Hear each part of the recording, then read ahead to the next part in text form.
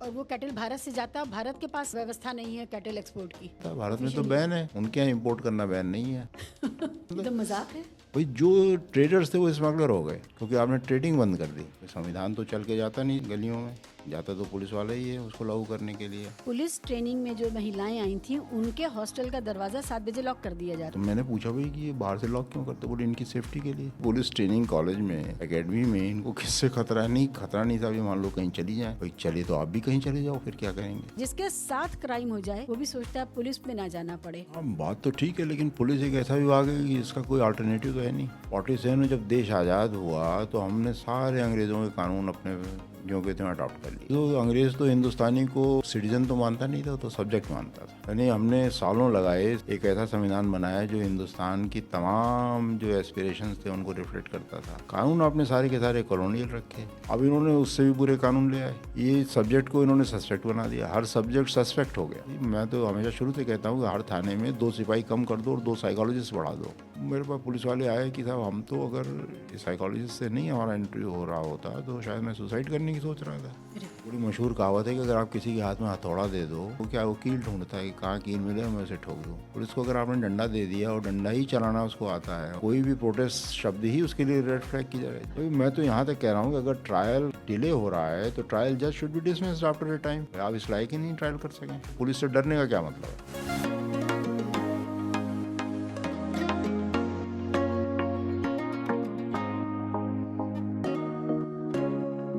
आज हमारे साथ हैं सीनियर आईपीएस ऑफिसर विकास नारायण राय साहब। विकास जी का एक बहुत लंबा चौड़ा करियर है। उनकी last posting national police academy Hyderabad के डायरेक्टर के तौर पे थी। इससे पहले वो बीएसएफ एकेडमी के डायरेक्टर रहे हैं। उससे पहले हरियाणा पुलिस एकेडमी के डायरेक्टर रहे हैं और 12 साल उन्होंने पीएम सिक्योरिटी में जो एसपीजी होता है उसमें सेवा दी है। 12 साल पीएम प्रोटेक्शन में रहे हैं और उसी के साथ साथ वो विभिन्न पोस्टिंग्स में रहे हैं क्योंकि वो हरियाणा कैडर के हैं, तो एसपी एसएसपी वगैरह तो वो रहे ही हैं। आज हम लोग उनसे बात करेंगे।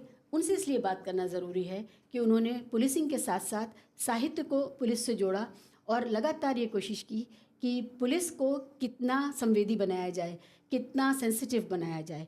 तो साहित्य से दोस्ती करोगे कार्यक्रम उन्होंने चलाया जहाँ जहाँ वो रहे और साहित्य से पुलिस वालों की दोस्ती कराई, आम जनता की दोस्ती कराई और पुलिस से जुड़ा हुआ जो उनका एक पूरा एक इकोसिस्टम होता है, सोशल इकोसिस्टम, उनका परिवार, उनके घर के लोग, उन सब को जोड़ा जिससे कि वो बेहतर पुलिसिंग करें, संवेदी पुलिसिंग करें।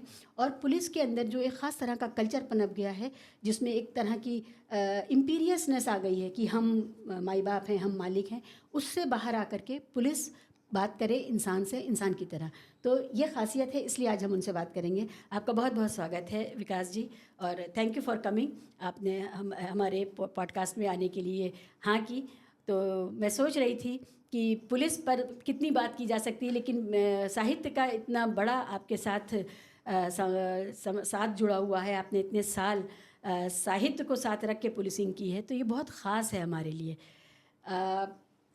मुझे बताइए कि पुलिसिंग में साहित्य आपको क्यों लगा कि ये दोनों चीज़ें साथ आ सकती हैं। एक अति संवेदनशील और पुलिस को कड़क होना चाहिए, पुलिस को ऐसा होना चाहिए कि उसका इकबाल बुलंद रहे, पुलिस को ऐसा होना चाहिए कि देख करके अपने आप ही सामने वाला अटेंशन की मुद्रा में आ जाए। Over to you. हाँ ये तो बड़ा अच्छा आपका पूछना है। दरअसल 2005 में मैं पहली बार ट्रेनिंग एकेडमी का डायरेक्टर लगा, हरियाणा पुलिस एकेडमी का। और वहाँ जो हम कुछ सूत्र ढूंढ रहे थे कि भाई क्या चीज़ है जिसको कि हम ये मानें कि साहब ये हमारा जो है एक तरीके का सूत्र है जिस पे कि आगे रख करके हम ट्रेनिंग की बात कर सकते हैं। क्योंकि पुलिस की कोई भी ट्रेनिंग है, पुलिस को समाज से जुड़ना होगा तो ट्रेनिंग को भी समाज से जुड़ना होगा। मतलब वो कुछ ना कुछ डिलीवर करे समाज को, तभी उस ट्रेनिंग का फ़ायदा है। तो सूत्र बनते बनते जो बना वो था संवेदी पुलिस सशक्त समाज। संवेदी पुलिस सशक्त समाज। सशक्त समाज, सशक्त समाज, sensitised police for empowered society.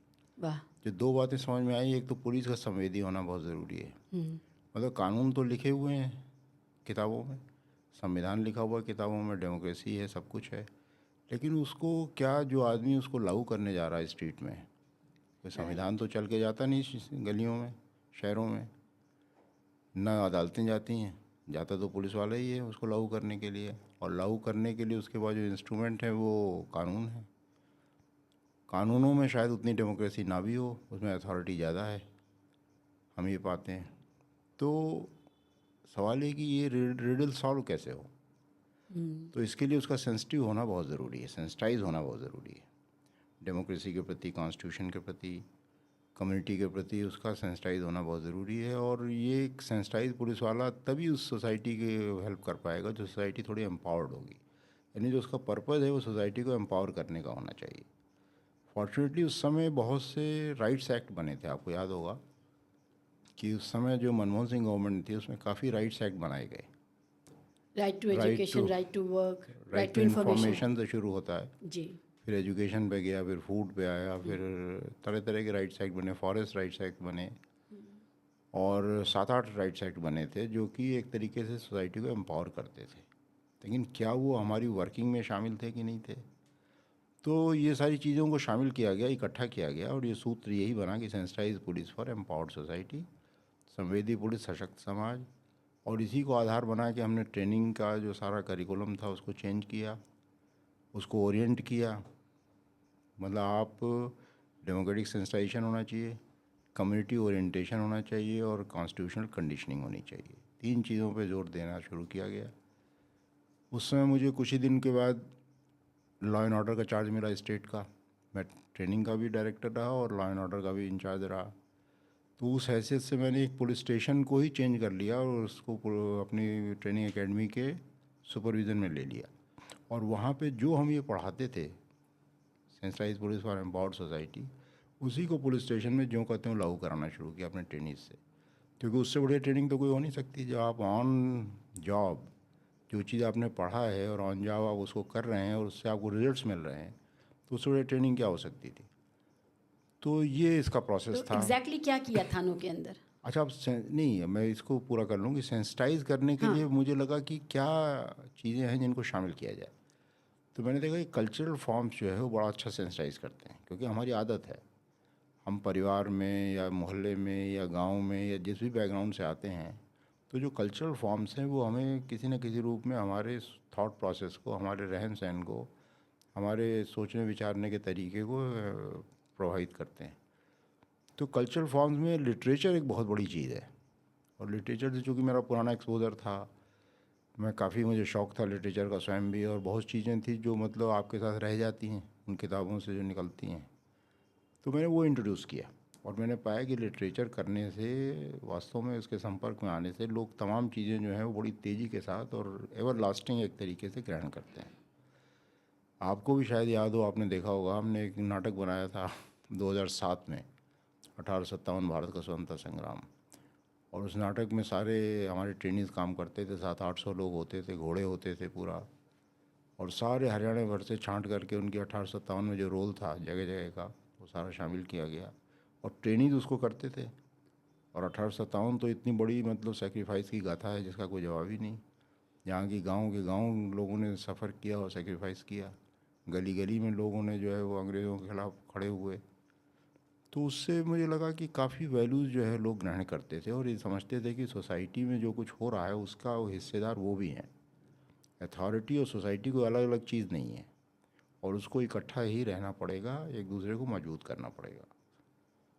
तो साहित्य को लाने के पीछे यही मकसद था। कुछ विशेष साहित्य चुना आपने?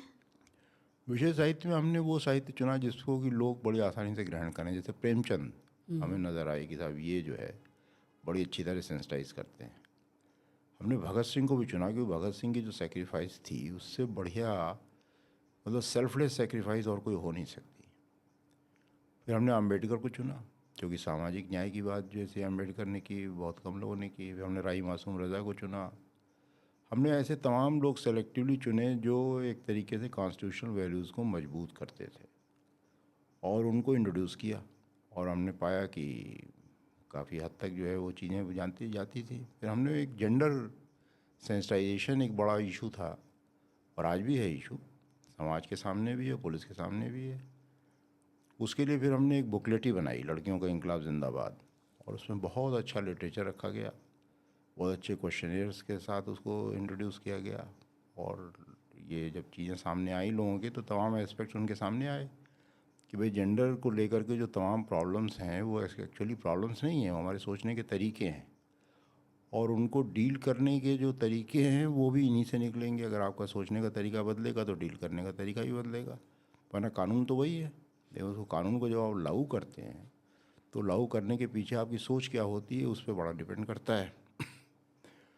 तो जेंडर का इशू था, कास्ट का इशू था, सांप्रदायिकता का इशू था, जो आपको समाज में लोगों को एम्पावर करने का इशू था, जो क्लास का इशू बार बार खड़ा होता है कि एक क्लास के लिए आप कानून दूसरी तरह इस्तेमाल करते हैं, एक क्लास के लिए दूसरी तरह इस्तेमाल करते हैं।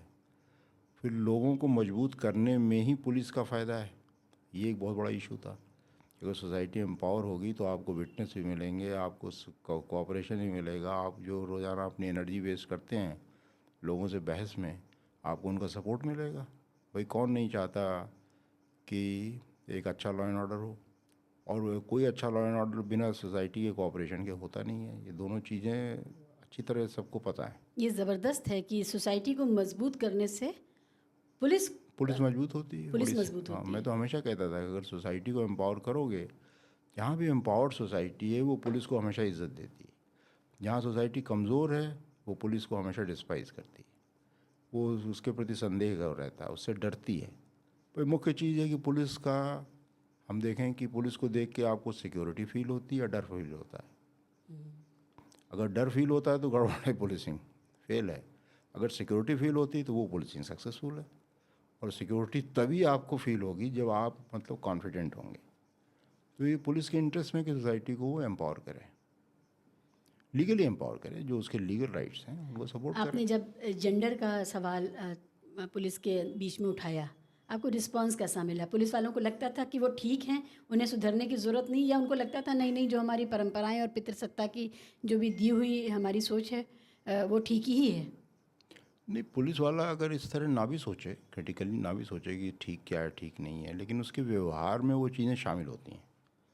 मैं तो ये मानता हूँ, और तमाम रिसर्चेज भी इस चीज़ को शो करती ही हैं, वहीं से मैंने भी ग्रहण किया है कि भाई आपको जेंडर बनता तो फैमिली में ही है, समाज में ही बनता है। जो उसकी हार्डनिंग होती है मेल जेंडर की, फीमेल जेंडर की, और जो उसके तमाम कैरेक्टरिस्टिक्स और प्रोफाइल निकल के सामने आता है, बनता तो फैमिली में ही है, बनता तो सोसाइटी में ही है, बनता तो वर्क प्लेस पे ही है।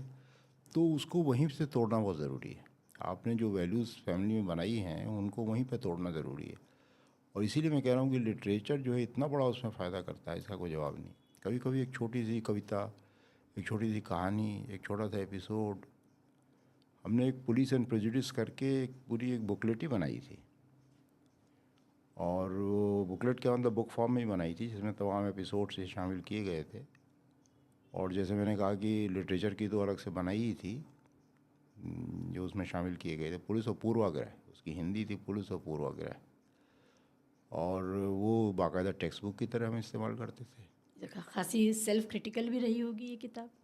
हाँ, काफ़ी सेल्फ क्रिटिकल, क्या मतलब पूरी तरह सेल्फ क्रिटिकल ही थी। और पहले जो एक रिस्पांस होता था वो कहना चाहिए कंटेस्टिंग का रिस्पांस था, कि आप उस चीज़ को कंटेस्ट करना चाहते हैं।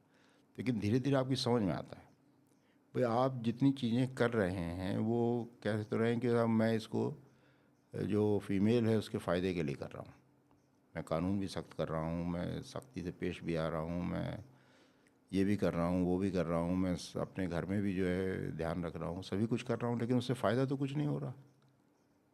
फीमेल उसी तरह इनसिक्योर फील कर रही है। तो फिर आप कोई रास्ता बदलिए, और रास्ता बदलने का तरीका है कि उसी को एम्पावर करिए, फीमेल को ही एम्पावर करिए, और फिर ये देखिए कि कौन सी चीज़ें हैं जो उसको डिसएम्पावर करती हैं, और फिर उन चीज़ों को हटाइए अपनी ज़िंदगी से, और हटा के देखिए आप। हरियाणा पुलिस एकेडमी में आपने किस तरह के चेंजेस लाए जब आपने ये संवेदी पुलिस का नारा बुलंद किया और वहाँ की पुलिस को ये महसूस हुआ? तो करना क्या पड़ा एग्जैक्टली आपने चेंजेस क्या क्या किए वहाँ? मैंने एक तो करिकुलम बदला, ओह, और करिकुलम के बाद एक्सपोज़र बदला। जैसे हमारा एक ये भी था कि भाई बच्चे जो हैं, एक अपने प्रोग्राम शुरू किया visibly lost child, visibly lost child, क्योंकि मैं ये मानता था कि जो बच्चा खोया हुआ है वो है कहाँ। खोया बच्चा को छुपा के थोड़ी रखा जाता है, वो तो समाज के सामने किसी न किसी के तो सामने ही है। अगर मान लो वो दिल्ली से खो भी गया तो वो मुंबई में होगा, हैदराबाद में होगा, बगल के गुड़गांव में होगा, फरीदाबाद में होगा, कहीं ना कहीं तो होगा ही ना बच्चा। और वो आंखों के सामने होगा, कहीं वो लेबर में होगा, प्रोस्टिट्यूशन में होगा, एक्सप्लॉयटेशन में होगा, कहीं ना कहीं तो होगा ही वो। तो हमने एक विजिबली लॉस्ट चाइल्ड प्रोग्राम शुरू किया। Visibly lost child. हाँ, जो मतलब आंखों के सामने है और अदृश्य है। और उसमें हमने कहा कि जो सीनियर लोग आते हैं, यानी रिक्रूट्स को छोड़ दीजिए, उसके बाद वो लोअर करने, इंटर करने, अपर करने, यानी जो इन कैरियर प्रोग्राम करने आते थे, उनको कहा कि भाई आपको कुछ नहीं करना है, आप सैटरडे संडे को जाइए, छुट्टी में जाइए, आप कोई एक बच्चा ढूंढिए, उसे इंटरव्यू कीजिए और ये पता करिए कि वो बच्चा वहाँ पे कर क्या रहा है, उसका रूट क्या है और वो कैसे आया है। और ऐसे हमें तमाम बच्चे मिले, 50 बच्चे मिले, जो कि उनका रूट ये था कि भाई वो सडनली एक दिन अपने घर से निकल गए, या किसी के साथ चले गए, या ट्रेन में बैठे निकल गए, और वो कहीं जो है ढाबे पे मिले, या कहीं दुकानों में मिले, या कहीं घरों में मिले, ऐसे तमाम मिले। और इससे जो सेंसेशन हुआ बच्चों का, क्योंकि जितने कानून हैं सब में पुलिस को एक रोल दिया गया है। एक मान लीजिए बच्चा भी मिल जाए, ढूंढा खोया हुआ बच्चा मिल जाए, तो पुलिस के पास एक रोल है। और उस रोल को वो कैसे निभाता है इस पर डिपेंड करता है कि बच्चा समाज से जुड़ेगा हेल्दी रूप में या नहीं जुड़ेगा, इसे बहुत डिपेंड करता है। और जैसे ही ये सेंसिटाइज हो जाते हैं पुलिस वाले, और उनकी समझ में आ जाता है कि तुम कितना बड़ा रोल प्ले कर रहे हो, ऐसा नहीं कर रहे हो कि खाली तुमने एक बच्चा मिल गया और तुमने एक एंट्री कर ली और उसको जो है चाइल्ड वेलफेयर सोसाइटी के सामने पेश कर दिया, इतना ही नहीं है आपका रोल, आपका बहुत बड़ा रोल है। और जैसे ही उनकी समझ में आ जाता है कि हम इतना बड़ा काम कर रहे हैं, तो फिर देखिए चमत्कार होता है। तो इस तरीके के बहुत से कार्यक्रम शुरू किए गए, जेंडर के भी तमाम कार्यक्रम शुरू किए क्या? गए। जेंडर के मतलब हम वर्कशॉप्स करते थे। हमने एक वहाँ एक बड़ी मशहूर हिंदी की उपन्यासकार हैं मैत्री पुष्पा, उनको बुला के वहाँ पे 2-3 महीने रखा। बड़े बैच आया था एक लड़कियों का, और पुलिस में पुलिस लड़कियां। में, हाँ, लड़कियाँ पहली बार 300-400 का बैच आया, भाई कैसे इनको डील करेंगे। तो मुझे एक दिन, मेरी आदत थी, मैं ट्रेनिंग से इंटरव्यू करता था रोज़ाना, 2-3 ट्रेनिंग्स को शाम को उनसे बातचीत करता था। तो इसी बातचीत में मुझे पता चला कि लड़कियों को 7 बजे तो उनका हॉस्टल का दरवाज़ा बंद कर देते हैं, लॉक लगा देते हैं बाहर से। पुलिस ट्रेनिंग में जो महिलाएं आई थी उनके हॉस्टल का दरवाज़ा 7 बजे लॉक कर दिया जाता बाहर था। से लॉक कर दिया, बाहर से लॉक कर बाहर दिया। से लॉक कर। तो मैंने पूछा भाई कि ये बाहर से लॉक क्यों करते, बोले इनकी सेफ्टी के लिए। मैंने कहा इनको किससे खतरा, भाई पुलिस ट्रेनिंग कॉलेज में, एकेडमी में, इनको किससे खतरा है। नहीं खतरा नहीं साहब, ये मान लो कहीं चली जाए, भाई चले तो आप भी कहीं चले जाओ, फिर क्या करेंगे। अगर ये बालिग लड़कियां हैं, पुलिस की नौकरी कर रही, यूनिफॉर्म में हैं, कानून की शिक्षा ले रही, दूसरों की रक्षा करना है, और इनको आप रोज़ लॉक करके रखोगे, तो ये कौन सी ट्रेनिंग हुई वाला भाई। और अगर कहीं आग लग जाए, कुछ और इनकी इमरजेंसी हो जाए, तो क्या कैसे वो दूर होगा। फिर मैंने पाया कि बहुत से कॉर्नर्स उनके लिए वर्जित थे, यहाँ नहीं जा सकती, इतने बजे के बाद नहीं निकल सकती। फिर मैंने वो सारे रेस्ट्रिक्शंस ख़त्म कर दिए। मैंने कहा ये मान लो कि कोई ख़तरा वतरा नहीं है, कुछ भी नहीं है जी, ये उससे बात करती है तो करने दो बात, तुम्हें क्या जाता है। भाई कोई तो किसी से बात करेगा ही करेगा। भाई यूनिवर्सिटी में, कॉलेज में बात नहीं करते लोग आपस में, तो ये भी एक कॉलेज है, एकेडमी है, और तो कुछ नहीं है, इससे क्या फ़र्क पड़ता है। और ये जब चीज़ें ख़त्म हुई तो उनकी समझ में आया कि नहीं, ऐसा तो कोई ख़तरा नहीं है, कहाँ खतरा है।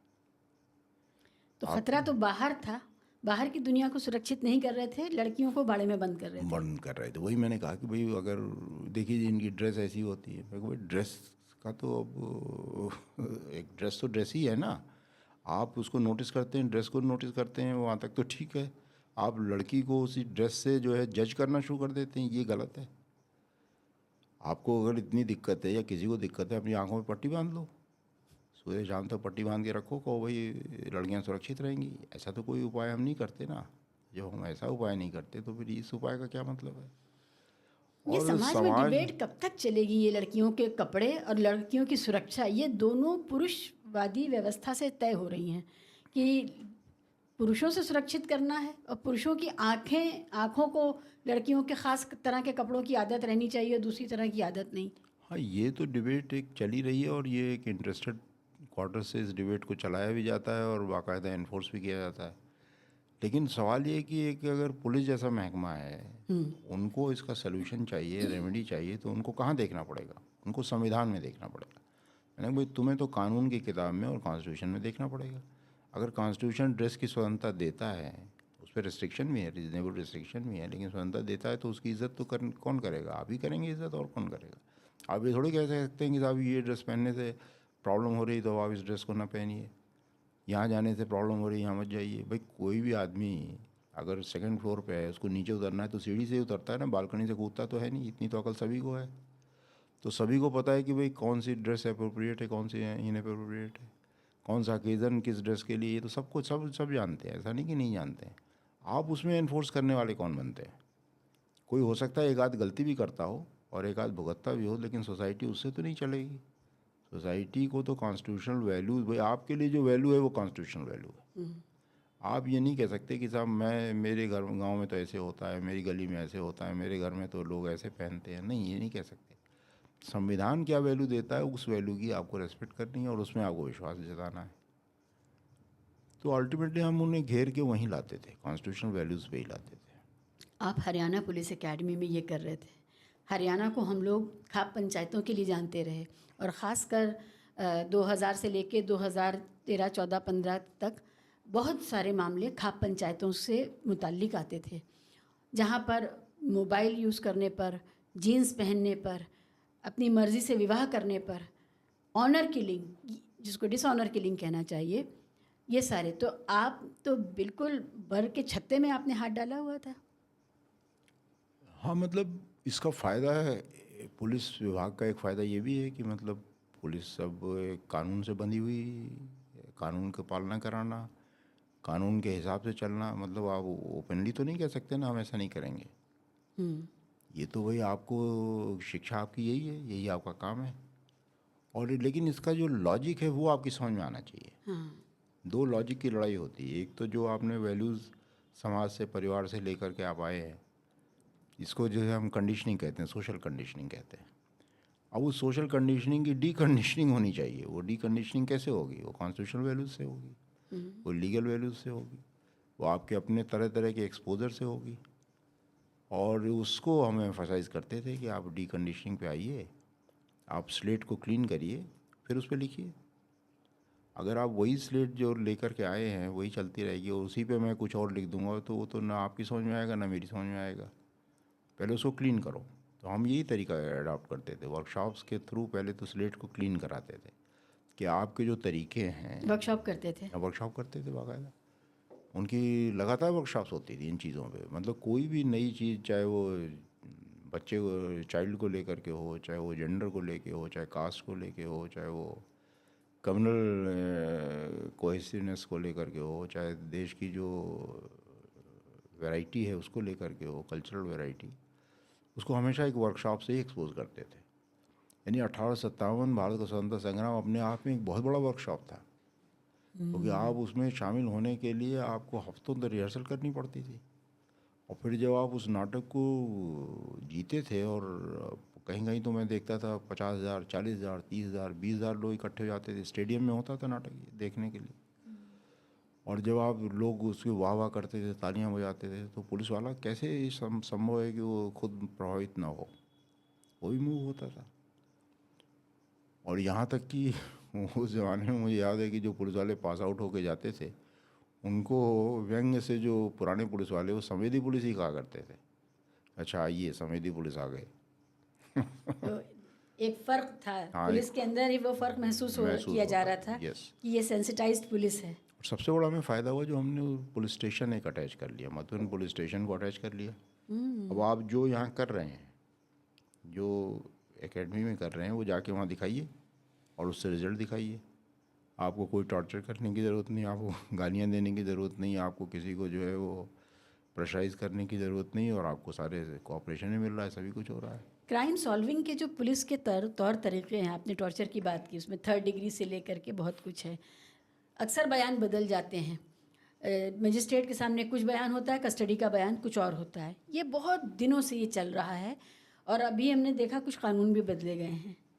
आपको क्या लगता है कि बेटर फोरेंसिक सिस्टम हमारे पास हो, फोरेंसिक इन्वेस्टिगेशन सिस्टम हो जो साइंटिफिक हो, जिसमें ज़्यादा डिपेंडेंस एविडेंस पर हो और जो फोरेंसिक चीज़ें हम सर्कमस्टांसेस हैं उन पर हो, तो उससे फ़र्क पड़ेगा। क्रिमिनोलॉजी के भी कई उसूल हैं, उसमें साइकोलॉजी बहुत बड़ा रोल अदा करती है।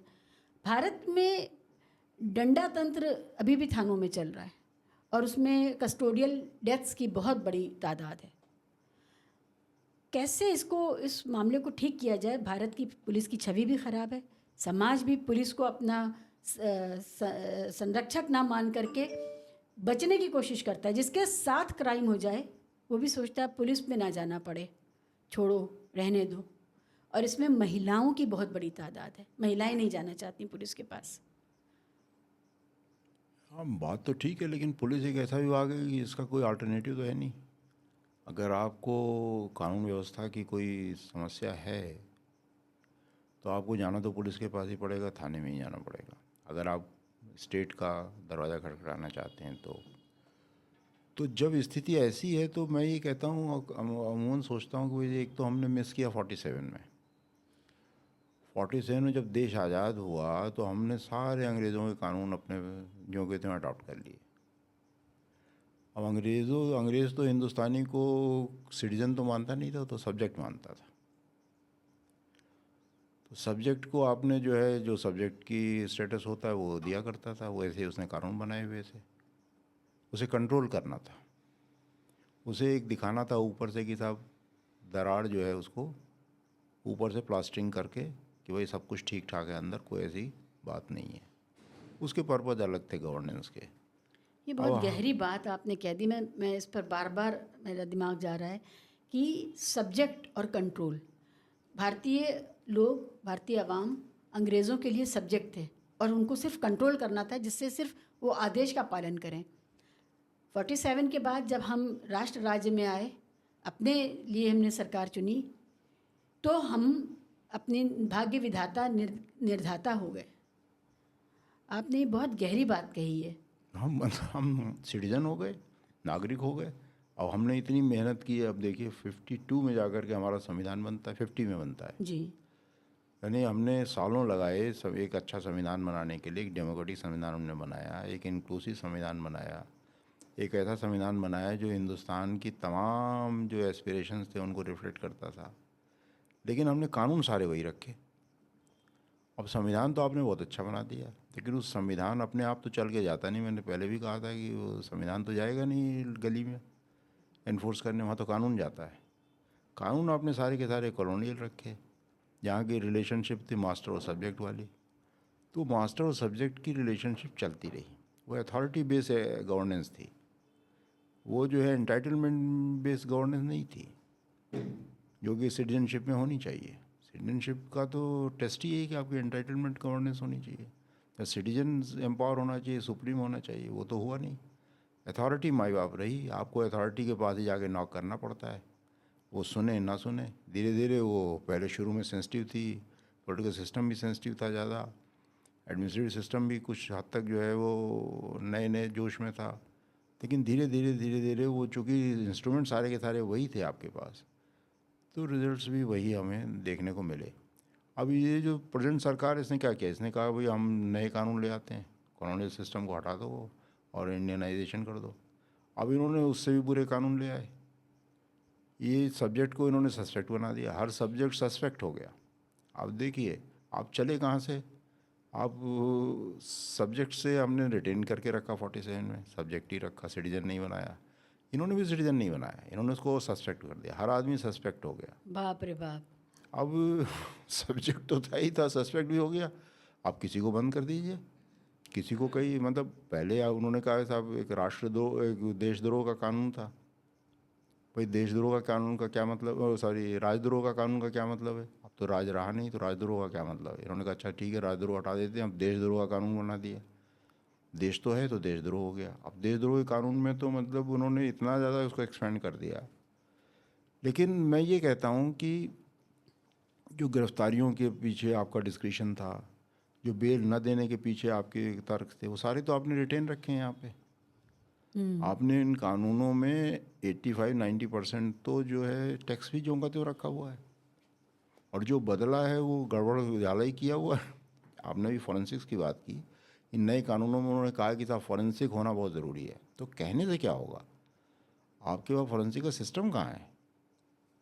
आपको तो थाने थाने में एक फोरेंसिक वाला चाहिए। आपने साइकोलॉजिस्ट की बात की थी, मैं तो हमेशा शुरू से कहता हूँ कि हर थाने में 2 सिपाही कम कर दो और 2 साइकोलॉजिस्ट बढ़ा दो। वो थाने वालों की भी हेल्थ को ठीक रखेंगे, वहाँ जो लोग आने वाले हैं उनको भी साइकोलॉजिस्ट चाहिए। जो एक ट्रामेटाइज एक विक्टिम आता है, चाहे वो एक्सीडेंट का विक्टिम है, चाहे वो मारपीट का विक्टिम है, चाहे वो एक्सप्लॉयटेशन का विक्टिम है, सबको साइकोलॉजिस्ट चाहिए। और बलात्कार की जो विक्टिम्स होती वही हैं, मैं कह रहा हूँ, एक्सप्लॉयटेशन का जो भी विक्टिम है, चाहे वो ह्यूमन ट्रैफिकिंग है, चाहे बलात्कार है, चाहे बच्चे का एक्सप्लॉयटेशन है, लेबर एक्सप्लॉयटेशन है, हर विक्टिम को चाहिए साइकोलॉजिस्ट। अब 2 सिपाही कम करके 2 साइकोलॉजिस्ट कर दो। मैं जब एकेडमी में डायरेक्टर बना हरियाणा पुलिस एकेडमी में, तो मैंने कहा भी मुझे एकेडमी में 2 साइकोलॉजिस्ट दो, ताकि मैं इनको अपने पुलिस वालों की तो कम से कम इंटरव्यूज़ वगैरह करूं और उनका प्रोफाइलिंग करूं और उनकी हेल्प करूं। तो साइकोलॉजिस्ट के लिए मानने को तैयार नहीं थे। बड़ी मुश्किल से कॉन्ट्रैक्ट बेसिस पे बोले ले लो, तो मैंने 2 साइकोलॉजिस्ट लिए और दोनों पीएचडी स्कॉलर थे, एक लड़का था एक लड़की थे। और वो इतना उनको डाटा मिला, इतने मेरे पास पुलिस वाले आए कि साहब हम तो अगर साइकोलॉजिस्ट से नहीं हमारा इंटरव्यू हो रहा होता तो शायद मैं सुसाइड करने की सोच रहा था, अरे बाप रे। मैं ये सोच रहा था, मैं वो सोच रहा था। और तो मैंने देखा कि जब एक छोटे से इंस्टीट्यूशन में इतना फ़ायदा है तो समाज में कितना फ़ायदा है अगर आप उसको सही तरीके से कीजिए। ऐसे ही फॉरेंसिक्स की बात है, कोई फॉरेंसिक की एविडेंस अगर उसको टेम्पर ना किया जाए या आप में इसको जेन्युइनली आप यूज़ कीजिए तो वो कितनी आपकी मदद करती है, इन्वेस्टिगेशन में मदद करती है। मैं तो शुरू से ही करता था कि भाई सीन ऑफ क्राइम पे फॉरेंसिक साइंटिस्ट को बुलाना कंपलसरी है, क्योंकि एक अलग आदमी आके एक अलग नज़रिए से उसी चीज़ को देखता है और आपकी बहुत सी गलतियों को जो है वो चैनलाइज कर देता है, ठीक कर देता है। आप भी अपने को सब्जेक्ट उसको सबमिट करते हैं और आप भी बहुत सी गलतियां फिर नहीं करते हैं। जो कि आप लिपापोती करते हैं वो भी आपको स्पेसिफिक होना पड़ता है। तो ये सारी चीज़ें करनी एक मैकेनिकली तो की गई हैं इस लॉ में, लेकिन इस लॉ में जो सबसे बड़ी समस्या है कि इसका जो नोशन है वो ये है कि जैसे मैंने कहा कि सब्जेक्ट को सब्जेक्ट ही रखा गया है, उसको एम्पावर नहीं किया गया, सिटीजन नहीं बनाया गया। और दूसरी बात, सब्जेक्ट को सस्पेक्ट कर दिया गया, यानी हर आदमी जो है वो एक घेरे में है। हम किसी को भी आप कुछ भी बोल दीजिए, आपके घर में 4 किताबें हों तो वो भी आपको सस्पेक्ट बनाने के लिए काफ़ी हैं। तो आप अगर कोई चीज़ सोच रहे हैं तो वो भी सस्पेक्ट बनाने की काफ़ी है। अगर आप कोई कह रहे हैं कि साहब रिलेटिव में मुझे ये सिस्टम बेटर लगता है बजाय इस सिस्टम के, तो ये आपको सस्पेक्ट किया जा सकता है। तो इसके पीछे और जो आदमी काम करने वाला उसकी ट्रेनिंग आपने वही की वही रखी। अभी एक खबर आई कि किसी को इसलिए गिरफ्तार किया गया कि उसने अपने मोबाइल पर सर्च किया था खालिस्तान के बारे में। अब कोई भी रिसर्च स्कॉलर होगा या जर्नलिस्ट होगा जो इस पूरे मामले में जानना चाहता होगा कि ये जो किसान आंदोलन है उसको खालिस्तान जैसी एंटिटी से क्यों जोड़ा जा रहा है, तो थोड़ी सी बैकग्राउंड स्टडी करेगा। उस बैकग्राउंड स्टडी में उसके पास अगर उसकी हिस्ट्री में मिल जाए कि उसने खालिस्तान के बारे में पता करने की कोशिश की कि ये है क्या खालिस्तान मूवमेंट, तो ये भी एक कारण था। तो इसीलिए सेंसिटाइजेशन पुलिस वाले का होना ज़रूरी है ना। जो आदमी डिसाइड करता है कटिंग एज लेवल पे कि भाई क्या ये जो एक्ट है ये एक गैरकानूनी एक्ट है या ये एक्ट जो है वो एक स्कॉलरली एक्ट है, या मतलब एक सिटीजन की जो एक स्वाभाविक उत्कंठा है वो जानना चाहता है, उत्सुकता है, ये कौन कैसे तय होगा? ये तभी तय होगा जब वो खुद सेंसिटाइज होगा। अब वो सेंसिटाइजेशन का तो आपने कोई सिस्टम रखा नहीं है। भाई आज पुलिस वाला कोई कैसे बन जाता है? आप पुलिस ट्रेनिंग कॉलेज में जाते हैं, आप वर्दी पहनना सीखते हैं, हथियार चलाना सीखते हैं, आपको कानून का ज्ञान हो जाता है, आप थोड़ा सा ह्यूमन राइट पढ़ लेते हैं, आप जो है वो मार्शल आर्ट थोड़ा सीख लेते हैं और आप पुलिस वाले बन जाते हैं।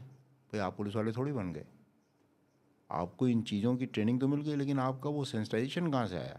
एक पुलिस वाला तो एक पूरी तरीके से एक डिफरेंट, जब तक वो उस मोल्ड में नहीं जाएगा जहाँ की उसको सिटीजन की रिस्पेक्ट भी करनी आती है, उसके राइट्स का भी पता होता है उसको, वो एक बैलेंस रख सकता है स्टेट अथॉरिटी और सिटीजन के राइट्स के बीच में, जब तक मतलब ये सारी चीज़ें नुएंसेस नहीं पता हैं।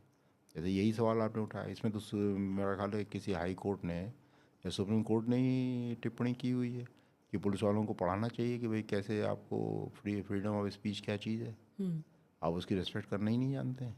बिल्कुल सही टिप्पणी उन्होंने की है। और ये हम लगातार केसेस देखते हैं कि हायर कोर्ट में जो कॉन्स्टिट्यूशनल कोर्ट्स हैं उन्होंने एक रोड मैप बनाया हुआ है कि अरेस्ट के समय आपको पास क्या क्या चीज़ें होनी चाहिए। आप इनडिस्क्रिमिनेट अरेस्ट नहीं होनी चाहिए, आप इनडिस्क्रिमिनेट FIRs नहीं होनी चाहिए, और लगातार ही इन FIRs पे क्वेश्चन किया जाता है, लेकिन उसमें देर हो जाती है। इनडिस्क्रिमिनेट अरेस्ट हो जाती है, आदमी परेशान हो जाता है, समाज की और स्टेट की एनर्जी वेस्ट हो जाती है, सब कुछ होता है, और अंत में मिलता कुछ भी नहीं है, क्योंकि कुछ होता ही नहीं है।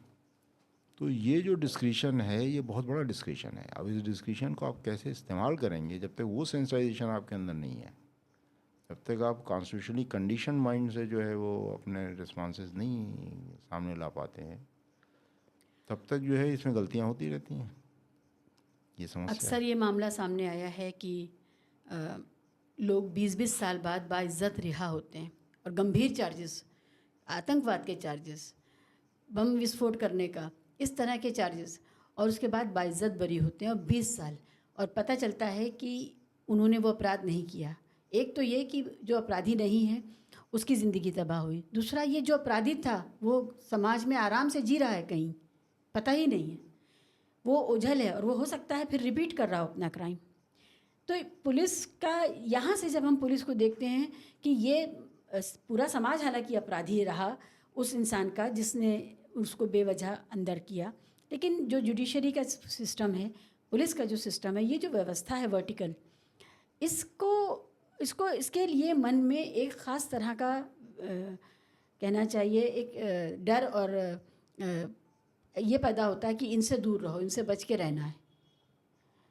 कोई विक्टिम हो जाए, कोई शिकार हो जाए इस तरह का, और समाज में उसके रिहेबिलिटेशन की कोई व्यवस्था नहीं, उसका परिवार छिन्न भिन्न हो गया इस 20 सालों में, इस तरह की, ये तो बीमार करता है ना सोसाइटी को। पुलिसिंग में जो नए कानून आए, क्या उसके लिए कोई गुंजाइश है?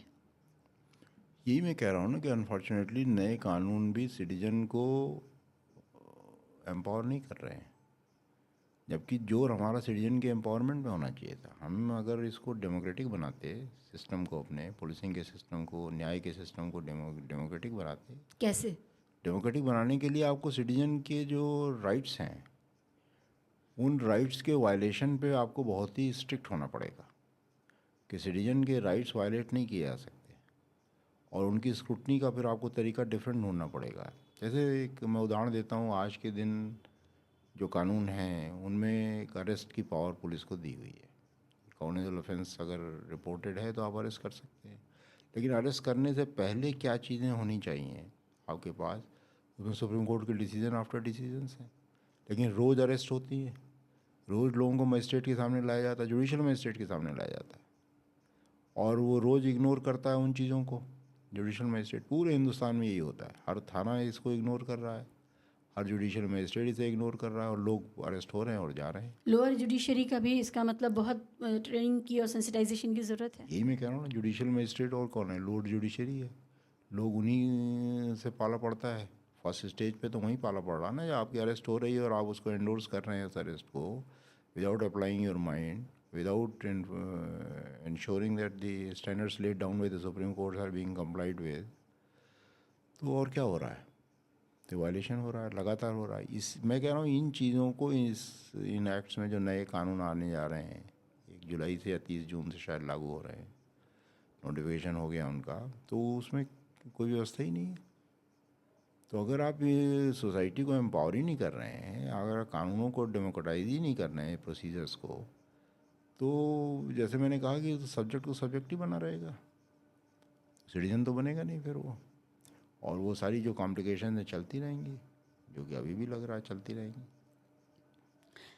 एक विषय है जो बहुत सेंसिटिव है आपके लिए भी और समाज के लिए भी, हम सब के लिए, पुलिस और महिला नागरिक। अभी बहुत बड़ी भाजपा की नेत्री हैं उत्तर प्रदेश से, उन्होंने कहा कि महिलाओं को 5 बजे के बाद पुलिस थाने नहीं जाना चाहिए शिकायत करने के लिए। पुलिस थाने अनसेफ हैं उत्तर प्रदेश में, ये उनका बयान है और सब जगह चला, उस पर हम लोगों ने बहुत टीवी पर शोज़ देखे, हमने खुद पार्टिसिपेट किया। बलात्कार की पीड़िता जब थाने जाती है तो अक्सर बलात्कार उसका दोबारा थाने के अंदर हो जा रहा है। इसके अलावा बहुत सारे मामले जो खासकर डोमेस्टिक वायलेंस के जो मामले हैं उसमें हतोत्साहित करने वाला रवैया पुलिस का रहता है, और उसमें महिला पुलिस भी शामिल है। ये जो पूरा, और अभी आपने देखा कि एक विदेशी नागरिक महिला यहाँ पर आई हुई थी, सैलानी थी, वो सारी दुनिया में वो हस्बैंड वाइफ बाइकिंग करके घूम रहे हैं। भारत में, झारखंड में उनका गैंगरेप हो जाता है, लूटा जाता है, मारा जाता है, पति को भी और दोनों को, और फिर उसका गैंगरेप होता है और वो इंटरनेशनल खबर बन जाती है। पुलिस का महिलाओं के प्रति एक ख़ास तरह का रवैया है, समाज का भी है, पुलिस का भी है। इसको कैसे हैंडल किया जाए? कब ऐसा हो कि महिला किसी भी समय थाने में जा कर के सुरक्षित महसूस करे? और ये जो पूरा मामला है कि महिला थाना बना दिया, अब पूरे शहर में एक महिला थाना है, हल क्या है? क्या ये इस तरह हल निकलेगा? नहीं, महिला थाना वगैरह तो ये तो एक तरीके के स्टंट हैं, पॉलिटिकल स्टंट्स हैं। वो आप बिल्कुल सही कह रही हैं, हर थाना महिला थाना होना चाहिए। भाई एक थाने का क्या मतलब है? आप जो महिला थाने से एक्सपेक्ट करते हैं, हर थाना ही महिला थाना होना चाहिए। अगर आपको यही इंश्योर करना है कि साहब पहला जो इंटरफेस है महिलाओं से हो, तो आप उसी में एक सेक्शन बना दीजिए हर थाने में, एक बाकायदा उसका एक स्पेस दे दीजिए कि भाई यहाँ पे ठीक है महिलाएं डील करेंगी और जो भी इस तरह के विक्टिम आएंगे वो डील करेंगे वो। लेकिन अगर आपने जैसे खुद ही कहा कि एक थाना बना दिया, तो जो वहाँ से 100 किलोमीटर दूर है, 80 किलोमीटर दूर है, वो कैसे आएगा? भाग करके एक ही थाने में जाएगा या वो नियरेस्ट थाने में जाएगा? कायदे से तो हर पुलिस वाला सेंसिटाइज होना चाहिए। अगर किसी को बस स्टैंड में प्रॉब्लम है, तो जो बस स्टैंड में पुलिस वाला ड्यूटी दे रहा है वो भी तो सेंसिटाइज होना चाहिए। आप महिला थाना थोड़ी ढूंढते फिरेंगे। जहाँ तक सवाल है कि भाई रात में महिलाओं को नहीं जाना चाहिए, इसमें तो बाकायदा नियम है, कानून है और गाइडलाइंस हैं कि रात में आप महिला को तो एज विटनेस भी नहीं बुला सकते थाने में। जब शाम हो जाती है तो कायदे से तो जब आपको कोई महिला का रिपोर्ट मिलती है, टेलीफोन भी आ जाता है, कोई खबर भी दे देता है, तो आपको जाना चाहिए वहाँ पे महिला के पास, उनके घर पे। उनकी जो सोशल सिक्योरिटी है, जहाँ वो अपने को फेमिलियर महसूस करती हैं, कॉन्फिडेंट महसूस करती हैं, वहाँ पे उनका बयान लेना चाहिए, उनसे बातचीत करनी चाहिए। होना तो ऐसे ही चाहिए। मैं कह रहा हूँ कि सिटीजन को एम्पावर करने का मतलब ये है। यही चीज़ें कि नए कानून में आनी चाहिए थी, जो कि नहीं लाई गई हैं। और चूंकि नए कानून में ये डिस्क्रिप्शन छोड़ दिया गया है, इसलिए ये सारी की सारी चीज़ें हो रही हैं। अब इसका इलाज ये थोड़ी कि साहब 5 बजे के बाद आप किसी थाने में मत जाइए, ये तो कोई इलाज नहीं है। 5 बजे के बाद आप थाने में जा रहे हैं तो you are going at your own risk, उनका कहने का मतलब ये है। तो आपको सलाह देते हैं कि आप मत जाइए वहाँ पर थाने में। थानों की जो बुरी हालत है, वो मेनली जो कमी है, वो बहुत बड़ी कमी जो है वो ट्रेनिंग स्तर पे है। ट्रेनिंग स्तर पे हमें जो लक्ष्मण रेखाएं हैं वो समझ में ही नहीं आती कि भाई कहाँ आपकी लक्ष्मण रेखाएं हैं। जब भी जिसको भी डिस्क्रिप्शन दिया जाता है, उसको डिस्क्रिप्शन के साथ साथ लक्ष्मण रेखाएं भी देनी बहुत ज़रूरी हैं कि भाई इसको क्रॉस करने का मतलब ये होता है।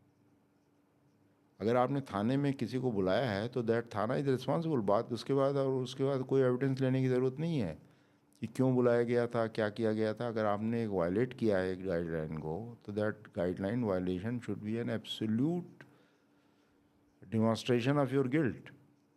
उसके बाद कोई और गवाह लाने की, कोई और एविडेंस लाने की ज़रूरत नहीं है, उतना ही काफ़ी होना चाहिए।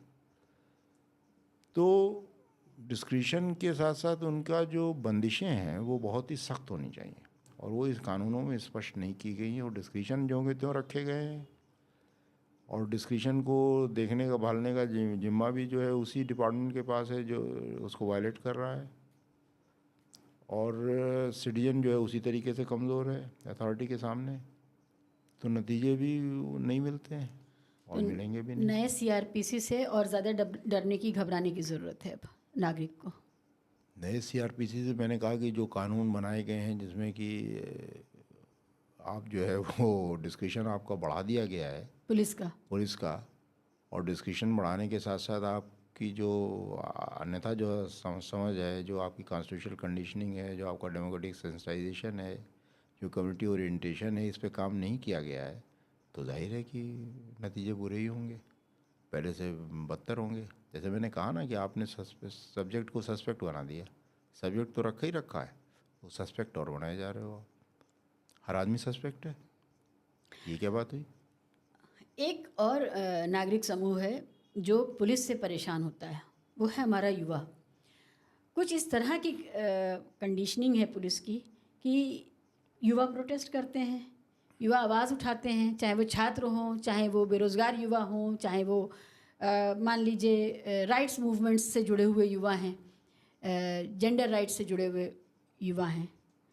लगातार देखा गया है कि पुलिस का रवैया अपने देश के उन युवाओं, यहाँ तक कि जो पुलिस भर्ती में जो परेशानियाँ आई उसमें प्रोटेस्ट करने वाले भावी पुलिस वाले युवा थे, अभी उनके ऊपर भी लाठी चली है। युवा बाइक चला रहा है, गाड़ी चला रहा है, तो पुलिस का रवैया उसको रोक करके पूछताछ का अलग होता है। क्या कोई बायस है पुलिस का युवाओं के प्रति? कुछ है मामला इसमें? ये सर में सारा आपको क्या इंस्ट्रूमेंट दिए गए हैं और क्या ट्रेनिंग है आपकी, इससे बड़ा डिपेंड करता है। ट्रेनिंग सिर्फ ट्रेनिंग इंस्टीट्यूशन में नहीं होती, असली ट्रेनिंग होती है और ट्रेनिंग इंस्टीट्यूशन से निकल करके फील्ड कंडीशन में आते हैं। वहाँ जो आपको एक्सपोजर होता है वो आपको ट्रेन करता है अच्छी तरीके से। एक बड़ी मशहूर कहावत है कि अगर आप किसी के हाथ में हथौड़ा दे दो, हथौड़ा इज द ओनली इंस्ट्रूमेंट, तो क्या वो कील ढूंढता है कि कहाँ कील मिले मैं उसे ठोक दूँ, यही करता है वो। यही पुलिस के हाथ में है। पुलिस को अगर आपने डंडा दे दिया और डंडा ही चलाना उसको आता है, और यही एक तरीका उसे पता है कि साहब मॉब से कैसे डील करना है, और यंग मॉब से तो और ज़्यादा उसको एग्रेशन की ज़रूरत है डील करने के लिए। अगर डंडे से ही डील करना है तो उसी तरीके से डील करता रहता है। तो आपको जो एक जैसे शांतिपूर्ण प्रोटेस्ट मार्च में भी, शांतिपूर्ण प्रोटेस्ट मार्च में भी, क्योंकि उस प्रोटेस्ट मार्च या प्रोटेस्ट शब्द ही अपने आप में उसके लिए वो कहते हैं ना रेड फ्लैग की तरह है। कोई भी प्रोटेस्ट शब्द ही उसके लिए रेड फ्लैग की तरह है। आपको याद होगा दिल्ली पुलिस को खुद प्रोटेस्ट करना पड़ा था और उनके परिवार के लोगों को भी करना पड़ा था जब वकीलों के साथ उनकी भिड़ंत हो गई थी। एग्जैक्टली। तब तो प्रोटेस्ट किया, दिल्ली पुलिस ने भी किया और पुलिस के परिवार वाले बहन बेटी बहू पत्नी भी आकर के बैठी थी, माँ भी आके। तब फेंस के इस तरफ थे। अब आप जब फेंस के दूसरी तरफ होते हैं तो उस समय आपकी ट्रेनिंग काम आती है। फेंस के इस तरफ तो आपके इमोशंस काम आते हैं। वही ठीक है, अभी इससे मेरे साथ अन्याय हुआ, मुझे और कोई रास्ता नज़र नहीं आ रहा, तो मैं पूरे परिवार के साथ धरने में बैठ गया। वो तो इमोशंस की बात है। लेकिन ट्रेनिंग कहाँ काम आती है जहाँ इमोशंस की ज़रूरत नहीं है। लेकिन आप जब ये उसको देखते हैं कि हाँ भाई ये जो हो रहा है ये कॉन्स्टिट्यूशनली परमिसिबल है, लीगली परमिसिबल है, जब आपके दिमाग में ये घंटी बजती है तो आप एक्शन नहीं करते। लेकिन अगर प्रोटेस्ट शब्द ही अपने आप में आपको लगता है कि भाई खतरे की घंटी है, और फिर प्रोटेस्ट करता हुआ आदमी तो आपको रेड फ्लैग नज़र आता है, और फिर अगर उसने कोई ज़ोर से आवाज़ निकाल दी या थोड़ा सा आपके जिंदाबाद मुर्दाबाद कर दिया, हाँ बैरियर को हिला दिया, तो आपको लगता है कि पता नहीं कितना बड़ा जो है वो कानून पे ख़तरा आ रहा है, शांति व्यवस्था ख़त्म हो रही है। ये ट्रेनिंग की चीज़ है और ये ट्रेनिंग से ही जा सकती है, अन्यथा नहीं जा सकती। जैसे मैं कह रहा हूँ कि भाई पहले आप उनको सिटीज़न मानिए और फिर सिटीज़न से डील करने के तरीक़ों में अपने पुलिस वालों को ट्रेन कीजिए। ये दो चीज़ें होनी बहुत ज़रूरी हैं और इन दोनों चीज़ों का इन कानूनों में कोई समावेश नहीं है। टेक्नोलॉजी तो थोड़ी लाए हैं, वो थोड़ा सा फॉरेंसिक लाए, थोड़ा सा इक्विपमेंट्स लाए, थोड़े से ट्रांसपोर्टेशन और डेटा की बात की उन्होंने, ये सब चीज़ें लाए हैं। लेकिन ये सारी चीज़ें क्या हैं कि ये एक तरीके से आपको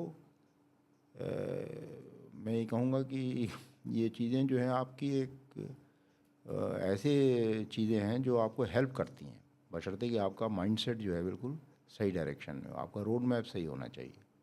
रोड मैप सही होने के लिए आपकी जो जैसी ट्रेनिंग चाहिए और जैसे कानून चाहिए, वो दोनों में ही हम डेफिशिएंट हैं। कई मामलों में पुलिस बिल्कुल उल्टे हालात में नज़र आती है। जब कुछ मॉब ऐसी है, जैसे बजरंग दल की मॉब है, वो पुलिस को कूट रही होती है दिन दहाड़े, और पुलिस वहाँ पिट रही होती है और पुलिस हाथ नहीं उठा रही होती है, अपनी रक्षा नहीं कर रही होती है। ये कैसे होता है? ये कोई मैसेज तो नहीं है पहले से? ये भी ट्रेनिंग का हिस्सा है। मतलब आप अथॉरिटी का हिस्सा हैं, बजरंग दल इस समय जो पॉलिटिकल अथॉरिटी है उसका हिस्सा है। अब मैं पॉलिटिकल अथॉरिटी के साथ पंगा कैसे लूँ? फिर उसकी पर्सनल बहुत सी प्रॉब्लम्स आ जाती हैं कि भाई मेरा ट्रांसफ़र हो जाएगा, मुझे सज़ा मिल जाएगी, मेरे को क्वेश्चन किया जाएगा। फिर एक भेड़ चाल हो जाती है कि भाई ये चीज़ें, ये ग्रुप्स हैं जो इस समय जो है वो पावरफुल हैं। मणिपुर में देखिए, उन महिलाओं को जिनको निर्वस्त्र करके घुमाया गया, पुलिस ने उनको मॉब के हवाले कर दिया। कितने लिंचिंग के मामले हैं जो वीडियोज़ आई हैं उसमें पुलिस दिख रही है, वो मौजूद है। नहीं, हमें थोड़ा सा उसको और एनालाइज करना चाहिए। मणिपुर वाला केस भी या लिंचिंग वाला भी जो मामला है, जहाँ हमको पुलिस वाला नज़र आता है, लेकिन पुलिस वाला जो उस समय नज़र आ रहा है वो एक तरीके से बेबस पुलिस वाला है। मतलब उसके पास ना तो नंबर है, ना उसके पास वो रिजॉल्व है कि वो एक्शन कर सके, ना उसको ये भरोसा है कि अगर तुमने एक्शन किया तो तुम्हें जो है सिस्टम से सपोर्ट मिलेगा। ये सारी चीज़ें मिल करके उसे कन्फ्यूज़न की स्थिति हो जाती है और वो हाथ पे हाथ बांधे खड़ा रह जाता है। आप जो दो मान लो वो 50, 60, 70, 80, 100 लोगों का मॉब है और उसमें 2-3 पुलिस वाले नज़र आ रहे हैं, तो आप ये मत सोचिए कि अब पुलिस उसको उनको रोक सकती है इस मॉब को। वहाँ तो पुलिस वाला खुद ही बेबस है।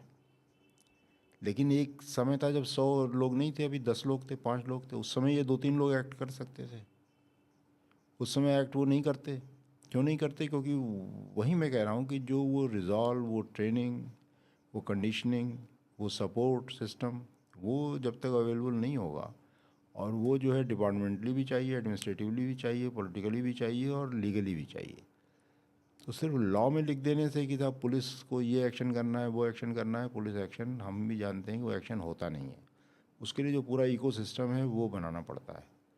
और ये जो बजरंग दल का आपने उदाहरण दिया, ये इकोसिस्टम की कमी है। इकोसिस्टम उसे परमिट कर रहा है, इकोसिस्टम उसे प्रोटेक्ट कर रहा है, उसे पैटर्नाइज कर रहा है, और उसी इकोसिस्टम में पुलिस को काम करना है। तो जब इकोसिस्टम एक पर्टिकुलर ग्रुप को पैटर्नाइज कर रहा है और उसी इकोसिस्टम में पुलिस भी काम कर रही है, तो वो क्लू ले लेती है कि हाँ भाई ये तो पैटर्नाइज होगा, इसका तो कुछ बिगड़ना नहीं है, तो तुम जो है अपने हाथ क्यों इसमें डालते हो। फिर सेंसिटाइजेशन का जो मामला है वो यहाँ पर आकर के बेअसर हो जाएगा।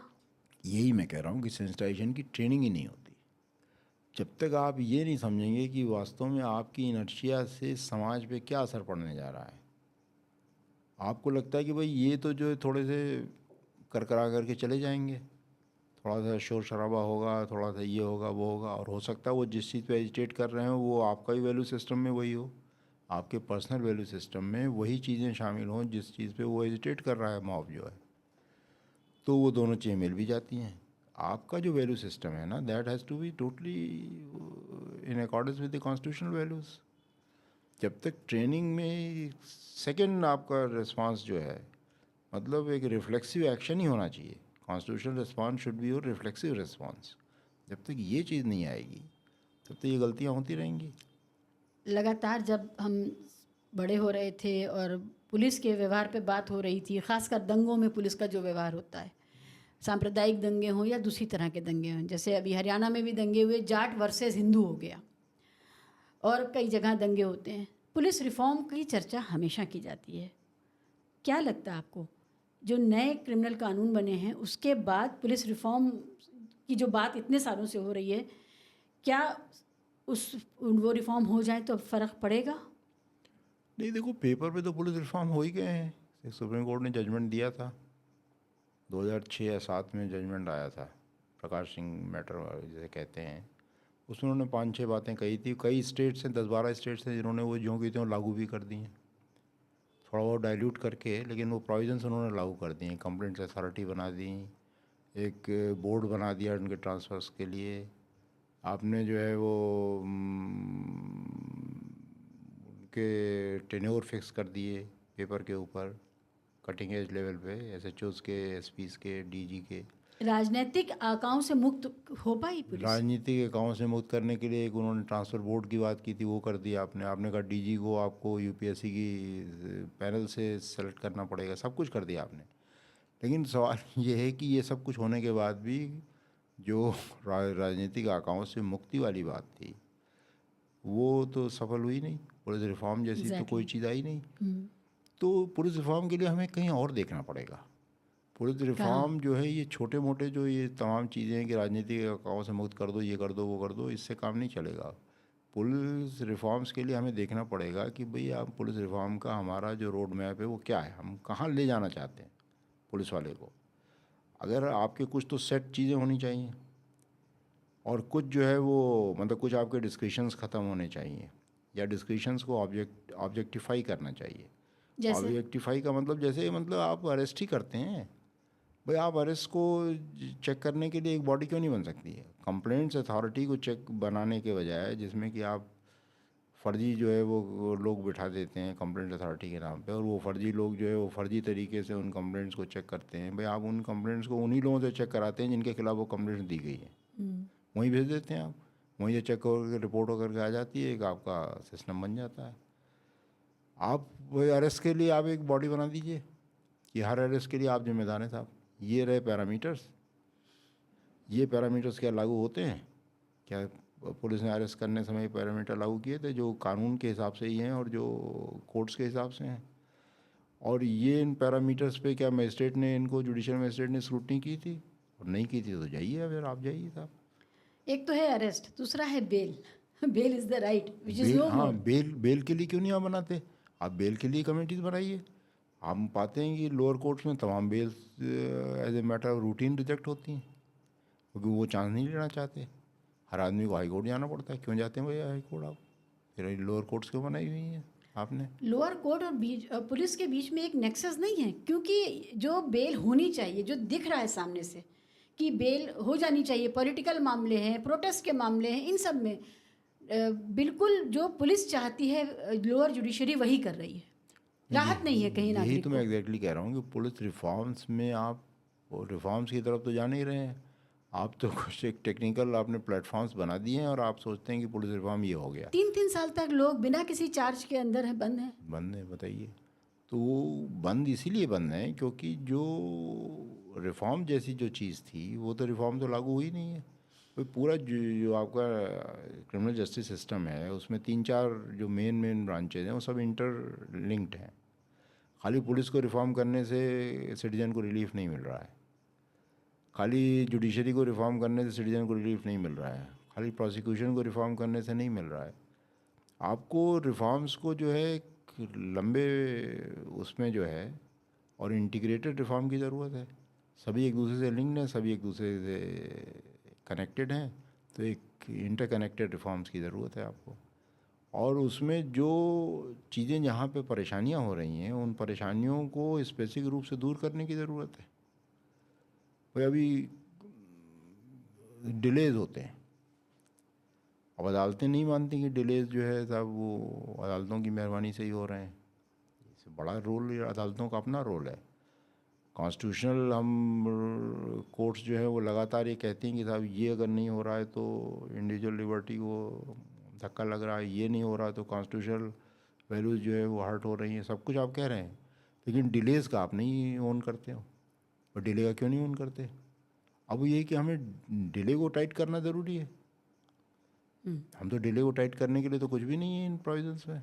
आपने खाली ये कहा कि जिस दिन ट्रायल बंद हो जाएगा उसके 3 महीने में आपको जजमेंट देना पड़ेगा या 1 महीने में जजमेंट देना पड़ेगा। इससे क्या फ़र्क पड़ता है भाई? अब ट्रायल चलता रहे, कब तक चलता रहेगा ट्रायल? और चार्जशीट आपने दे भी दी, नहीं दी चार्जशीट, अरेस्ट भी करके बैठे हुए हैं लोग, चार्जशीट ही आप नहीं देते हैं। तो जहाँ पे रिफ़ॉर्म चाहिए, जहाँ पे कि मतलब प्रॉब्लम है, रिफ़ॉर्म तो वहाँ चाहिए ना, और वो टू द पॉइंट रिफ़ॉर्म होने चाहिए। आपने जहाँ डिस्क्रिशन दिया है, जैसे मैंने कहा जहाँ भी डिस्क्रिशन दिया है वहाँ पे आपको लक्ष्मण रेखाएं बनानी पड़ेंगी कि जैसे ही आप इस को ट्रांसग्रेस करते हैं वैसे उसके बाद किसी और सबूत की ज़रूरत नहीं है। भाई मैं तो यहाँ तक कह रहा हूँ कि अगर ट्रायल डिले हो रहा है तो ट्रायल जज should be dismissed after a time. भाई आप इस लायक ही नहीं ट्रायल कर सकें, आप ट्रायल क्यों नहीं ख़त्म कर सकते? जजेस के आचरण पर और उनकी प्रोफेशनल इंटीग्रिटी पर तो कभी कोई कमेंट होता ही नहीं है। हमें पता ही नहीं कि जो जज गड़बड़ करते हैं, और जज इतनी गड़बड़ तो करते ही हैं कि ऊंची अदालतों में उनके सारे वो फैसले उस पर स्ट्रॉन्ग कमेंट्स आते हैं और उनकी मजम्मत होती है और उनको ओवरटर्न कर दिया जाता है। तो सबसे ज़्यादा गलतियां तो जजेस कर रहे हैं लोअर कोर्ट में। हाँ, जो स्टैंडर्डाइजेशन जैसा होना चाहिए, इसलिए मैं कह रहा हूँ कि स्टैंडर्डाइजेशन कमेटी होनी चाहिए। ये क्या बात है कि भाई एक ही तरीके का चीज़ जो है वो कोई स्टैंडर्डाइजेशन कमेटी हो, उसकी ऑडिट हो और वो बताए कि इसी कोर्ट में, इसी कॉन्स्टिट्यूशनल कोर्ट में, किसी हाई कोर्ट में इतने केसेस एक ही तरीके के इस तरह डिसाइड हो रहे हैं, एक ही तरीके के केसेस इस तरह डिसाइड हो रहे हैं, इन केस में रिलीफ दी जा रही है, इन केस में रिलीफ नहीं दी जा रही। ऐसा तो कोई हमारे सामने स्टडी आती नहीं है। तो रिफॉर्म्स के जो सिस्टम्स हैं वो अलग हैं। रिफॉर्म खाली ये कह देने से कि साहब हमने कॉलोनियल लॉज को अभी इंडियन लॉज में बदल दिया क्योंकि आपने उसकी जो हेडिंग है वो अंग्रेजी के बजाय हिंदी में कर दी, तो इससे वो इंडियन लॉज तो बन नहीं गए। मतलब उससे सिटीजन को क्या मिला? आप सिटीजन को पहले सिटीजन तो मानना शुरू करो। आप उसे सब्जेक्ट ट्रीट करना बंद करो, सस्पेक्ट ट्रीट करना बंद करो, आप उसे सिटीजन मानना शुरू करो। आप मानो कि उसके अधिकार हैं, ये कानून उसके लिए बने हुए हैं। आपका स्टैंडर्ड सीधा सीधा होना चाहिए कि पुलिस से डरने का क्या मतलब है भाई। डरा डरा के पुलिस को आपने उसको एनकाउंटर स्पेशलिस्ट तक पहुंचा दिया ना आपने, ये बुलडोजर कितना तक। विभत्स है कि पुलिस वाला कोई अपने आप को एनकाउंटर स्पेशलिस्ट कहलाए और खुश हो। नहीं, और मीडिया भी कहे उसको और पॉलिटिशियन भी कहे उसको और सभी कहें, पूरा सिस्टम ही उसे एनकाउंटर स्पेशलिस्ट कह रहा है। और सबको पता है कि एनकाउंटर्स का मतलब क्या होता है भाई। एनकाउंटर का मतलब तो ठीक है, बाई चांस अगर कोई आपकी जान पे ख़तरा आ गया और आपने अपना फायर आर्म यूज़ किया, वो तो बात समझ में आती है। लेकिन हम भी जानते हैं कि जो पुलिस जिनको एनकाउंटर कहती है, 100 में कोई एक आधी केस ऐसा होगा जो जेन्युइन होगा। और उत्तर प्रदेश का तो भगवानी मालिक है, जहाँ की पैरों में गोलियां लगती हैं सस्पेक्ट के, और वो एग्जैक्टली एक ही जगह लगती है गोली। ऐसा कैसे हो सकता 8 है भाई? सस्पेक्ट के एक ही जगह घुटने के नीचे गोली लगती 8 है। तो एक एपिसोड हो गया ना, लेकिन अगर 1000 सस्पेक्ट की भी गोलियां देखी जाएंगी तो वो भी ऐसे ही मिलेंगी डिफरेंट केसेस के। यानी कमरे में बांध के कर किया जा रहा है ये हाँ, वाला। मतलब उसका एक तरीका उन्होंने डेवलप कर लिया, कपड़े बांध दो, फलाने कर दो, ऐसे कर दो, वैसे कर दो, और यहाँ से ऐसे दाग दो। जो उन्हें ये भी दिखाना है कि भाई पास से गोली नहीं लगी है, उसके निशान भी ना रहे। तो अब ये तो मतलब इससे हम सोचते हैं कि भयानक कानून है। व्यवस्था कंट्रोल हो रही है भाई। कानून व्यवस्था कंट्रोल नहीं हो रही, वरना आपको लगातार इनकी करने की ज़रूरत ही क्या है। और कानून व्यवस्था ऐसे कहीं दुनिया में कंट्रोल हुई भी नहीं है। कानपुर में अभी 2 बच्चियों ने आत्महत्या की बलात्कार के बाद, फिर उनके पिता ने भी। उत्तर प्रदेश से लगातार सरकार और पॉलिटिकल क्लास क्लेम कर रहा है कि कानून व्यवस्था बेहतर हुई है, और लगातार दलितों के प्रति अपराधों को देखें या अल्पसंख्यकों के या महिलाओं के, ये कैसे हो पाता है? ये इतना बड़ा कंट्राडिक्शन ये बेच लेते हैं समाज में और उस मीडिया में, ये कैसे हो पाता है सर? ये असल में थोड़ा सा ट्रेनिंग मीडिया की भी होनी चाहिए, क्योंकि बहुत सी पुलिस में काम करने से जो कहानी मीडिया में आती है वो उसी तरह से नहीं होती, क्योंकि मीडिया या तो उस तरह से उसको रिपोर्ट नहीं करता, या उसे पता है कि वैसे पढ़ी नहीं जाएगी वो कहानी। और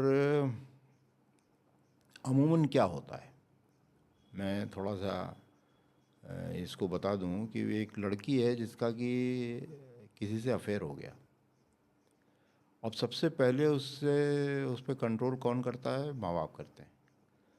और माँ बाप भी अपने तरह से कंट्रोल करते हैं, मतलब ये कि उसका कोई और तरीका नहीं है कि उसको किसी साइकोलॉजिस्ट से बात करा दें, कोई और समझाने बुझाने का तरीका हो, कोई और उसको नए डायमेंशन दिखाए जाएं, एस्पेक्ट्स दिखाए जाएं वगैरह वगैरह, और अल्टीमेटली उसकी भी बात सुनी जाए, अपनी भी कही जाए, उसकी भी सुनी जाए। ऐसा तो कोई तरीका होता नहीं। वो जैसा समाज है उसके हिसाब से उसको बांध दिया जाता है, पकड़ दिया जाता है, ये कर दिया जाता है, वो कर दिया जाता है। कमरे में बंद कर देते अब हैं। लड़की का मान लो किसी से संबंध हो गया और वो सडनली उसको पकड़ा गया, लड़के को पकड़ लिया गया और उसके खिलाफ एक मुकदमा दर्ज हो गया, या उसकी आना जाना रुक गया, या मतलब प्रोटेस्ट में लड़की ने सुसाइड कर लिया। माँ बाप के लिए वो जो संबंध था वो रेप था। माँ बाप के लिए वो संबंध हमेशा रेप ही होगा। वो कहेंगे कि साहब ये इसने रेप किया और इसलिए इसने लड़की ने रेप करके मार दिया, या रेप करने से सुसाइड कर लिया। अब समाज का जो फोकस है वो माँ बाप के ऊपर आ जाता है कि भाई तुम्हारी लड़की कैसी थी, फलाने की, धमाके की थी, बाप भी सुसाइड कर लेता है इसी चक्कर में। मतलब डायमेंशन उसमें इतने हैं जिनका कोई जवाब नहीं। तो मीडिया क्या उसको उस तरह से रिपोर्ट कर पा रहा है? पहली बात तो पुलिस क्या उस कहानी को उस रूप में लेने में सक्षम है? कानून क्या उस रूप में जो है बनाए गए हैं कि उसको सही को सही और गलत को गलत कह सकें? तो बहुत से जगह हैं जहाँ पे कि आपस में ये क्रिस क्रॉसिंग है। मीडिया का हाल तो ये है कि अभी तक हेडिंग आती है खबर की कि लड़की प्रेमी संग भागी, महिला प्रेमी संग भागी। ये कितना मतलब क्या बताता है ये एडिटर के और कॉपी एडिटर, जो डेस्क एडिटर है, पेज एडिटर है, ये सारे लोग किस समाज से आते हैं? और ये कानून में भी ऐसे लिखा हुआ है, अच्छा। Running away, enticing away.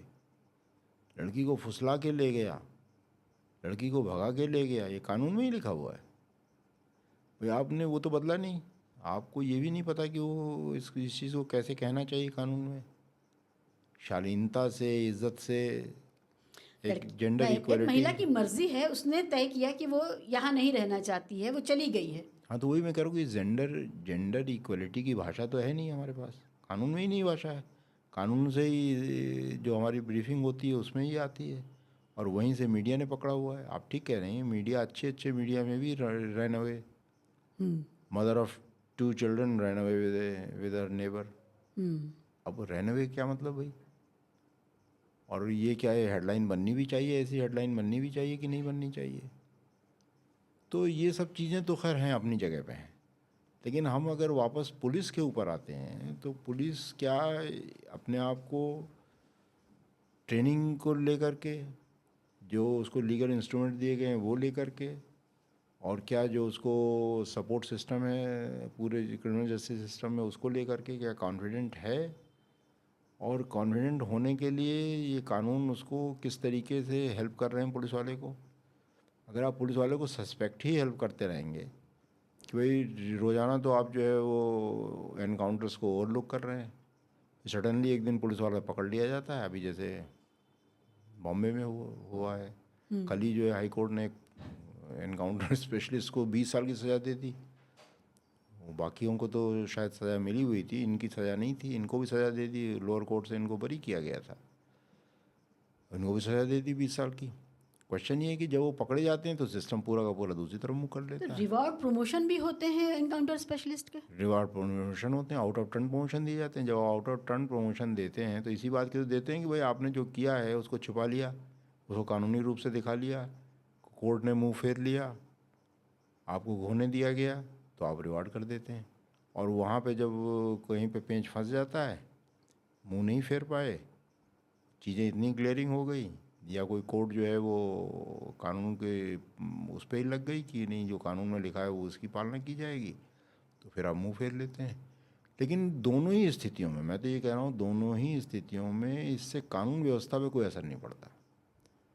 यानी ऐसी कोई स्टडी, बेहतर नहीं हो हाँ रही है। कोई स्टडी नहीं जो ये कहती हो कि इस तरह के एनकाउंटर से, इस तरह के बुलडोजर से कानून व्यवस्था कोई बेहतर होती है। ऐसा कोई असर नहीं पड़ता है। आपने बुलडोज़र का नाम लिया, अभी बुलडोज़र का न्याय आ गया है, कोई प्रक्रिया नहीं है। अपराधी जो जिसको माना जा रहा है तथाकथित अपराधी है, वो अभी अपराधी वो सिद्ध नहीं हुआ है, अभी वो आरोपित है। और उसके घर में, उसके परिवार में, उसके बूढ़े माँ बाप हों या छोटे बच्चे हों, उन सब के सर से छत हटा दी गई बुलडोज़र चला करके। और ये पुलिस की देख रेख में हो रहा है सब कुछ। क्या क्या लाचारी महसूस करता होगा विभाग? क्या वो अपनी खुशी से ये बुलडोज़र चलवा रहा है खड़े होकर के? नहीं, मैं भी यही कह रहा हूँ कि अगर कॉन्स्टिट्यूशनल कंडीशनिंग हो तो आप पहले तो ये इंश्योर करेंगे कि नहीं जो कोई काम हो रहा है वो इन अकॉर्डेंस विद द लॉ हो रहा है। ये तो है नहीं कि नहीं, ये तो इतना ग्लेरिंग है ना सर कि अभी आरोपी है कोई, अभी वो अपराधी नहीं है, अभी उसकी गिरफ्तारी भी बाकी है, अभी सारे साक्ष्य, इन्वेस्टिगेशन, सज़ा, कानूनी प्रक्रिया सारा कुछ बाकी है। अगले दिन 24 घंटे बीतते ना बीतते बुलडोज़र चल गया। अभी आपके हरियाणा में बुलडोज़र चले हैं। इसका फ़ायदा किसी को नहीं है, ना तो समाज को फ़ायदा है, ना उन विक्टिम्स को फ़ायदा है जो उस अपराधी के विक्टिम्स पे थे, उनको भी कोई फ़ायदा नहीं है। इसका फ़ायदा किसको है? इसका फ़ायदा कुछ नहीं है। इसका थोड़ा सा पॉलिटिकल आपको स्टंट के रूप में एक खबर बन जाती है। अभी किसी कोर्ट ने जो पुराने मिनिस्टर थे रामपुर वाले, क्या नाम था उनका, आज़म खान को 7 साल की सज़ा दी है एक केस में जिसमें उन्होंने कोई अपने मिनिस्टर होने के दौरान ऐसे ही बुलडोज़र चलवाया था किसी मकान पे। जब वो मिनिस्टर थे तो उन्होंने बुलडोज़र चलवा करके एक मकान गिराया था ऐसे ही। वो केस चलता चलता अब जाके सज़ा हुई है, उसमें उनको 7 साल की सज़ा दी गई है। तो अब जो ये तो केसेस पॉलिटिकल मामला है। हम ये जानते हैं कि आज़म खां को सज़ा जब नहीं दी गई तो क्यों नहीं दी गई, हाँ, और और अब जब दी गई तो क्यों दी गई, जा रही? हम बिल्कुल, जानते हैं। हाँ, तो यही पॉलिटिकल मामला आगे जब ये आज जो हो रहा है, इसकी क्या गारंटी है कि ये 5 साल के 10 साल के बाद ये केसेस नहीं खुलेंगे और इन पे जो है केसेस नहीं बनाए जाएंगे, और फिर उसमें जो पुलिस वाले भी हैं और जो दूसरे तीसरे हैं वो भी नहीं भुगतेंगे, लेकिन उससे समाज को कोई फ़ायदा नहीं होगा। मैं ये कह रहा हूँ कि बुलडोज़र जब चलाया जा रहा था तब भी गलत था, जब सज़ा दी जा रही तब भी उससे कोई समाज को फ़ायदा नहीं है। मतलब ये रास्ता ही गलत है, इससे किसी को कोई फ़ायदा नहीं है। एनकाउंटर से, बुलडोज़र से कोई फ़ायदा नहीं है। फ़ायदा है कि कानून को आप लागू करिए, और कानून को लागू करने के लिए ज़रूरी है कि कानून इस रूप में लागू किया जाए कि आप जो है सिटीजन से डील कर रहे हैं, आप जो है सिक्योरिटी दे रहे हैं समाज को, आप भय नहीं पैदा कर रहे हैं। अगर आप भय पैदा करके कानून को लागू कर रहे हैं तो जाहिर है कि जो कानून व्यवस्था पे कोई असर तो पड़ना नहीं है। साहित्य की तरफ वापस आते हैं सर। आपके यहाँ जो करिकुलम आपने साहित्य में बनाया अपने एकेडमीज़ में, उसमें आपने इतिहास की किताबों को भी शामिल किया। इतिहास का मतलब जिक्र हो सकता है, वो ऐतिहासिक किताबें तो पॉपुलर हिस्ट्री जिसको हम कहते हैं, लाल बहादुर वर्मा साहब की, या नहीं, ऐतिहासिक की कुछ मतलब हो सकता है जिक्र हुआ हो, ऐतिहासिक किताबों को तो शामिल मुझे नहीं लगता कि हमने किया था। कुछ किताबें बुर्जियों के पीछे या इस तरह की कुछ किताबें, या वो किताबें जो जनता का इतिहास क्या रहा है। नहीं, वो तो फिर एक अलग चीज़ हो गई। वो पुलिस की ट्रेनिंग का करिकुलम का हिस्सा नहीं था। वो तो समाज में जैसे लिटरेचर ले जाने की बात है, एक अच्छा साहित्य ले जाने की बात है, वो एक अलग अभियान है। ठीक है।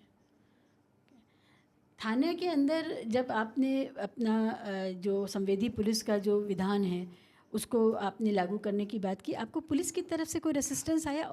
जो अधिकारी हैं जिनका अपना तजुर्बा है फील्ड का, उन्होंने क्या रेसिस्ट किया कि नहीं नहीं डंडा तंत्र जो है उसी से रिजल्ट निकलता है? देखो, हमारा जो एक्सपेरिमेंट था वो एक टेस्टिव एक्सपेरिमेंट था। मतलब एक पुलिस एकेडमी थी और एक पुलिस स्टेशन था। एक पुलिस स्टेशन में लिमिटेड था, सैकड़ों पुलिस स्टेशन होते हैं। तो आप ठीक कह रहे हैं कि बाकी पुलिस स्टेशन में तो वो बात पहुंची नहीं। और मैं जब वहाँ से एकेडमी से ट्रांसफ़र होके आ गया तो वो भी कुछ ज़्यादा दिन नहीं चला, कुछ महीनों में ही उसको बंद करना पड़ा उस एक्सपेरिमेंट को।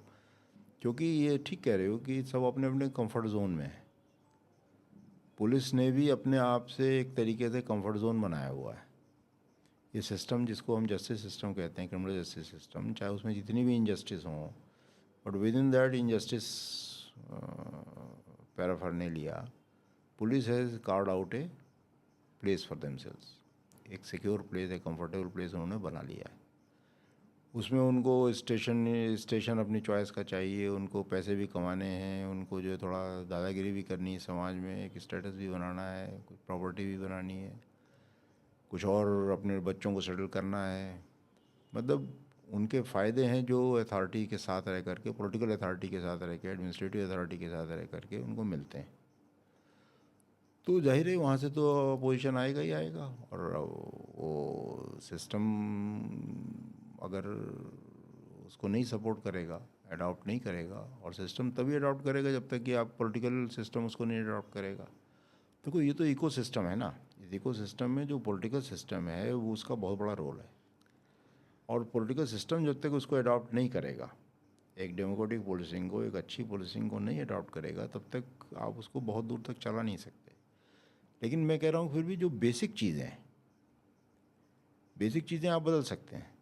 एक सोचने का तरीका आप बदल सकते हैं, समझने का तरीका बदल सकते हैं। पॉलिटिकल सिस्टम भी 100 में 100 चीज़ों में इंटरेस्टेड नहीं है। आप भी 100 में 100 चीज़ों में पैसे नहीं कमाते हैं। लेकिन आप 100 में 100 में गलतियाँ क्यों करते हैं?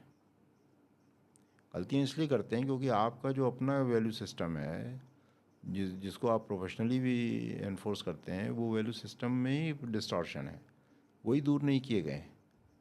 आपकी जो प्रॉपर डीकंडीशनिंग होनी चाहिए थी, आपको एक पुलिस वाले के रूप में कंडीशन करने से पहले, वो डीकंडीशनिंग नहीं की गई है। तो असली रिफॉर्म्स तो यहाँ चाहिए।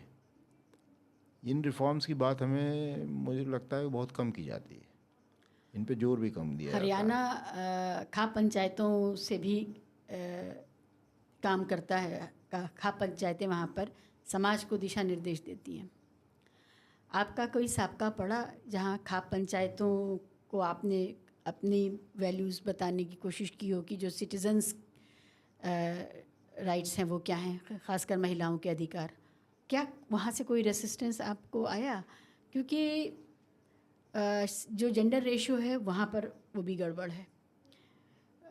बेटियों को जन्म नहीं लेने दिया जा रहा है। मैंने बहुत सारे ऐसे दीवारों पर संदेश देखे जिसमें बेटी को जन्म देने दो, बेटी को जन्म लेने दो के जो नारे हैं वो लगे हुए देखे। अब ख़ासकर ये जो क्राफ्ट मेला होता है, सूरजकुंड क्राफ्ट मेला होता है, उसमें मैं देखती हूँ पटा रहता है इस तरह के नारों से।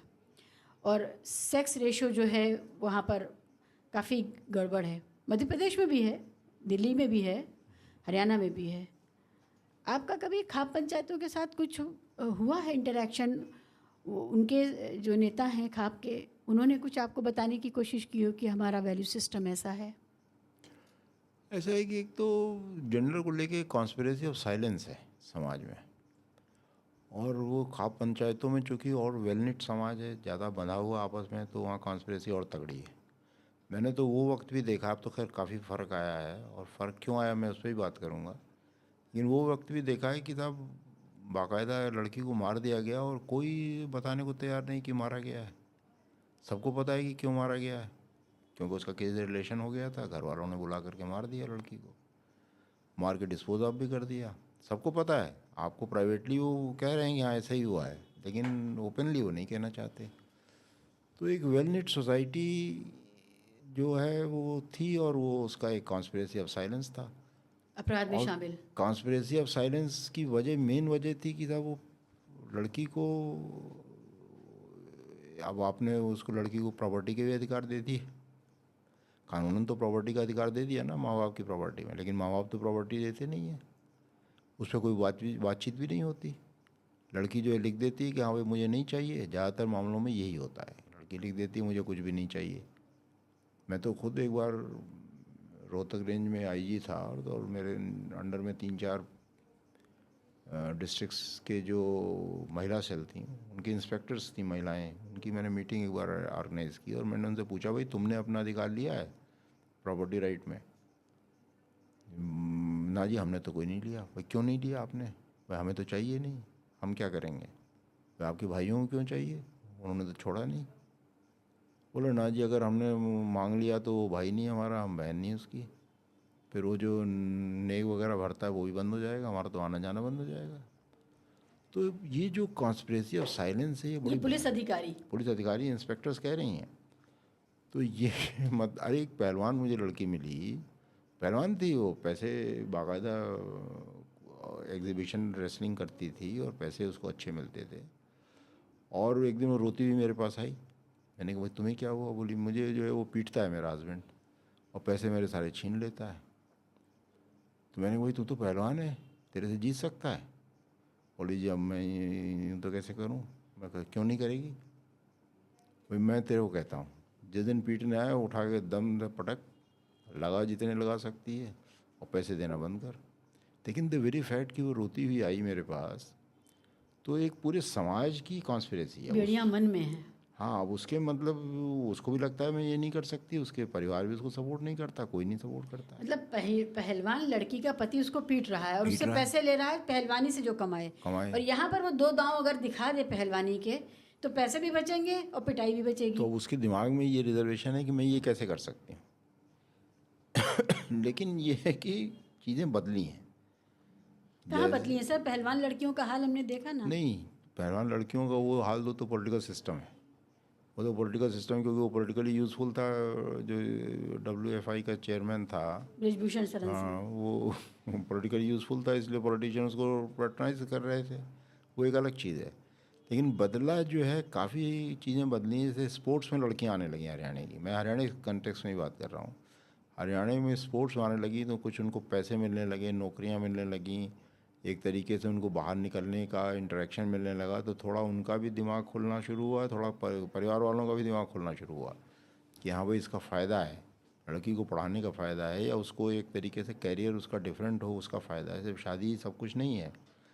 लेकिन ये समस्या बड़ी है और इस पे बातचीत कम की जाती है। बीच बीच में वो कहीं का एक जिक्र कर देते हैं कि साहब यहाँ देखिए सेक्स रेशियो इम्प्रूव हो गया, फिर आता है कि नहीं यहाँ देखिए अब घट गया। तो ये सीसा जो पजल है ये चलती रहती है, मगर समाज का सोचने का तरीका जो है वो वही है।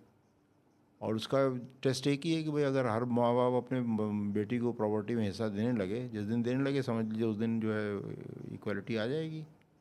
जब तक आप हिस्सा देंगे नहीं, और हिस्सा आप इसीलिए नहीं देते क्योंकि आप मानते हैं कि वो आपकी किसी काम की नहीं है लड़की, चाहे वो काम कितनी भी आ रही हो, लेकिन आप ये मानते हैं कि किसी लड़का काम की चाहे नहीं है। शराब और जुए में सारी प्रॉपर्टी बर्बाद कर दे, वो मंजूर है, लेकिन बेटी को हिस्सा देना प्रॉपर्टी में मंजूर नहीं है, क्योंकि वो बेटी अपनी मर्जी से अपने हिस्से को कैसे इस्तेमाल करेगी, क्यों करेगी, और तो पति को दे देगी। हाँ, यही समस्याएं जो दिमाग में है वो ये है।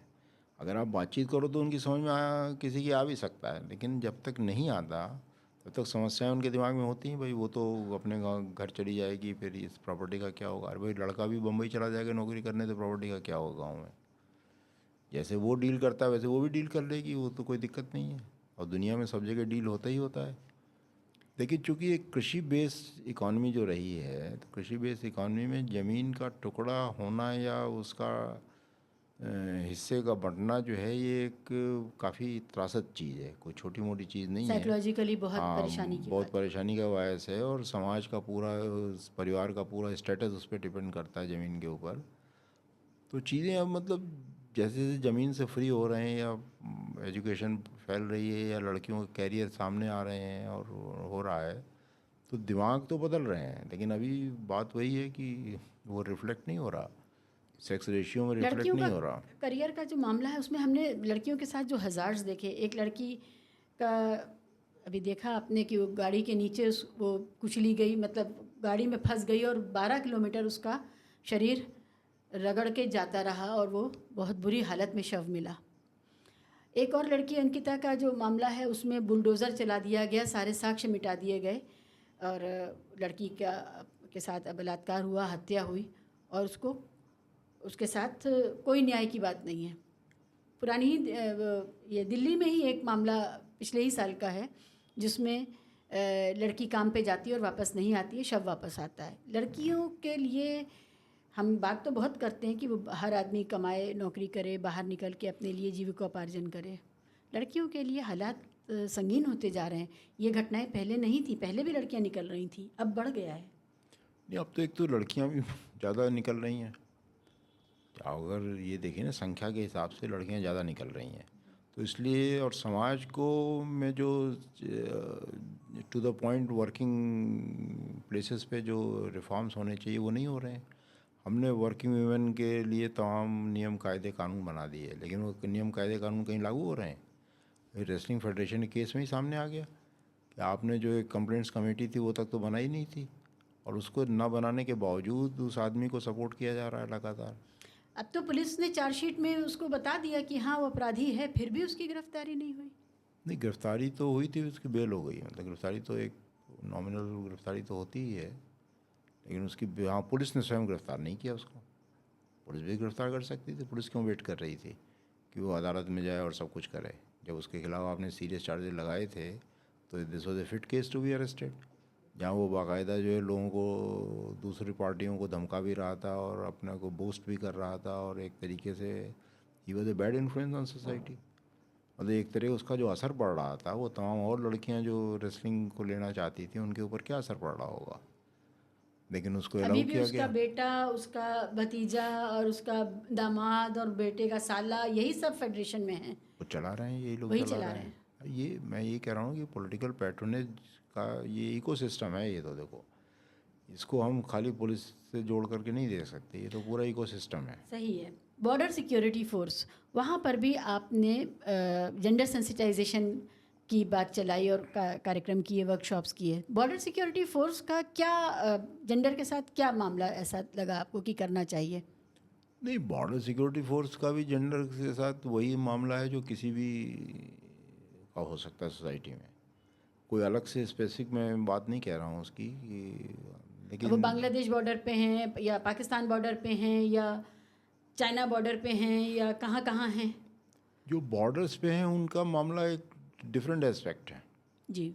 उनका एस्पेक्ट है कि भाई जैसे बॉर्डर सिक्योरिटी फोर्स में मैंने देखा कि उनकी जो एक पूरा का पूरा उनकी जो एक जो उनका जो प्रोफाइल बनाया गया था वो इन्फेंट्री बटालियन के उसके हिसाब से बनाया गया था, जो आर्मी की इन्फेंट्री बटालियन होती है। लेकिन आप तो बॉर्डर्स पे काम करते हैं, इसीलिए वहाँ आर्मी नहीं रखी जाती, आपको रखा जाता है कि भाई पीस टाइम में आप जो है बॉर्डर्स को देखेंगे।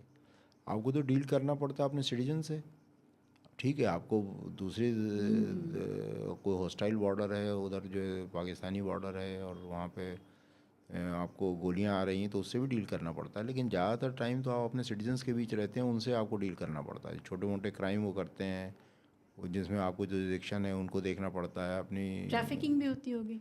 ट्रैफिकिंग का क्राइम है जैसे, या मतलब स्मगलिंग का क्राइम है, जो जिन चीज़ों में आपका जुरिडिक्शन दिया हुआ है कि आप फर्स्ट रिस्पॉन्डर हो सकते हैं, वहाँ पे आप रिस्पॉन्ड भी करते हैं।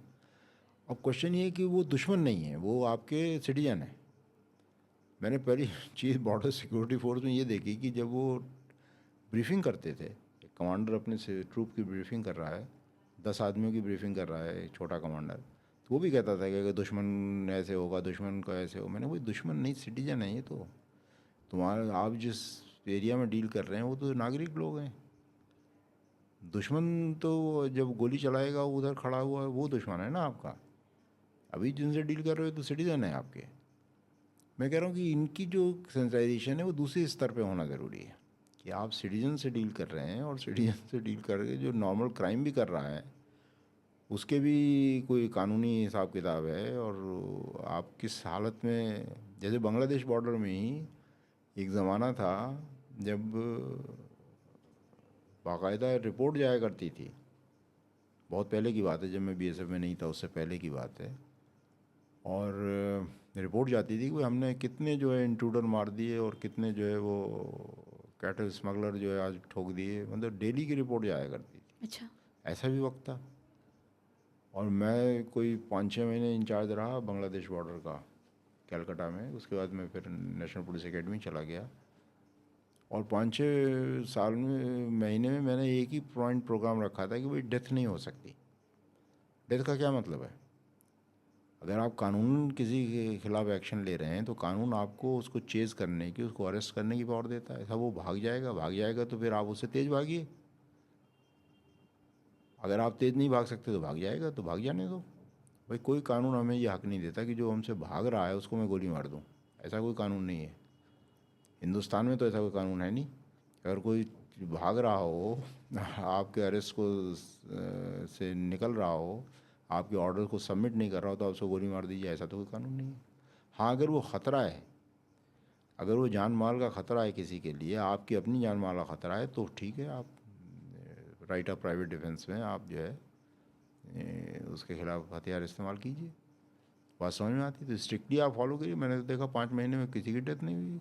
सीज़र हमारे उतने ही होते रहे, हम पकड़ते रहे उनको, लोगों को भी पकड़ा हमने, और कैटल्स भी पकड़े, और स्मगलिंग के लिए, और कैटल्स स्मगल होते हैं? कैटल जम के स्मगल होते हैं।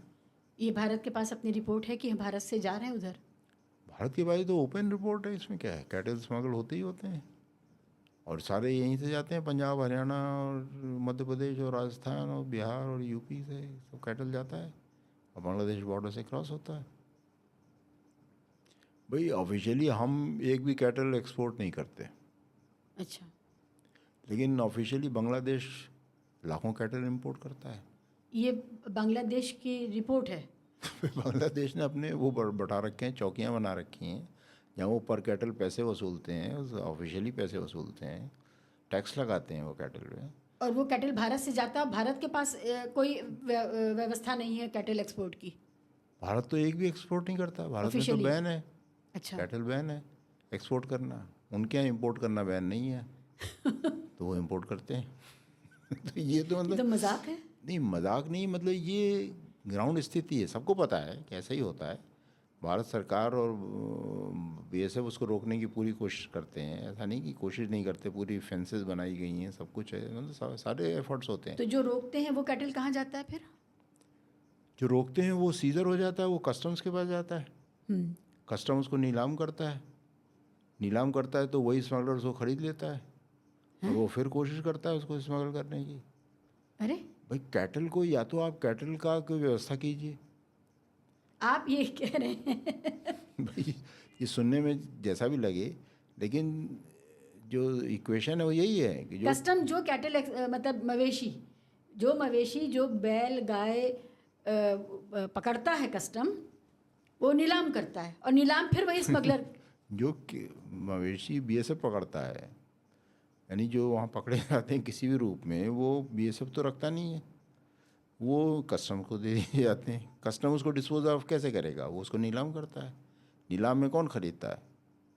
वही खरीदेगा जिसने उसको ले जा रहा था पहले, वो फिर उसको कोशिश करता है ले जाने की।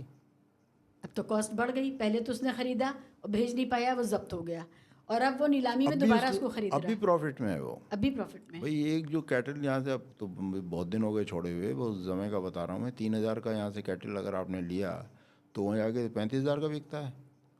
तो जब इतना फ़र्क है,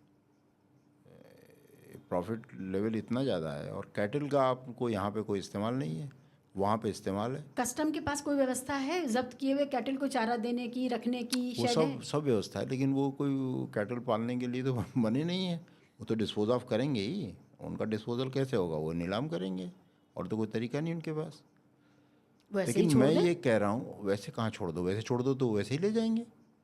अच्छा, ऐसे कम से कम नीलाम कोई आंकड़ा तो बन रहा है? अभी आंकड़ा तो बनाना पड़ेगा ना। सरकारी चीज़ एक सीजर हुई है, आपके पास आई है, तो आप उसको डिस्पोजल तो दिखाएंगे। ये तो मजाक है सर। नहीं, बट ये सोचिए असली मजाक क्या है। असली मजाक ये है कि साहब जो कैटल आप यहाँ पे से स्मगल हो ही क्यों रहा है? हाँ। अगर उस कैटल की यूटिलिटी इस देश में है, या तो उसकी यूटिलिटी नहीं है, तो आप उसको डिस्पोज ऑफ कीजिए। आप स्वयं एक्सपोर्ट का सिस्टम बनाइए। पहले बॉर्डर हाट्स होती थी भाई। जब बांग्लादेश और भारत एक ही होते थे 47 से पहले, तो बॉर्डर हाट्स होती थी, कैटल हाट्स होती थी, जहाँ लोग आते थे बाजार खरीद। होता था, बाजार पशु होते थे, बाजार। हाँ, लोग वहाँ खरीदते थे, ले जाते थे बाकायदा। भाई जो ट्रेडर्स थे वो स्मगलर हो गए। ओहो हो। सीधा इक्वेशन ये है कि जैसे ही आपने देश नया बना दिया, तो ट्रेडर स्मगलर बन गया, क्योंकि आपने ट्रेडिंग बंद कर दी। जो इसमें बेसिक चीज़ है वो समझने की है कि भाई ट्रेडिंग आप बंद करना ही बेवकूफ़ी है। आपको ट्रेडिंग का कोई सिस्टम बनाना चाहिए। अगर आप ट्रेडिंग बंद कर दोगे, जिस चीज़ की ज़रूरत है, तो स्मगलिंग होगी फिर उसकी। और स्मगलिंग को आप रोक नहीं सकते, क्योंकि उसमें इतना ज़्यादा मार्जिन है प्रॉफिट का, और टेरेन ऐसा है कि आप उसको सील तो कर नहीं सकते हैं, तो स्मगलिंग होगी। और सबसे बड़ी चीज़ ये है कि मेन लैंड में कैटल जा ही क्यों रहा है? आपने तरह तरह के कानून बनाए हुए हैं, आपने तरह तरह की फोर्सेस बनाई हुई हैं, आप तरह तरह से चेकिंग करते हैं, इतना लंबा रूट भी लेता है कैटल, लेकिन वो पहुंचता कैसे है?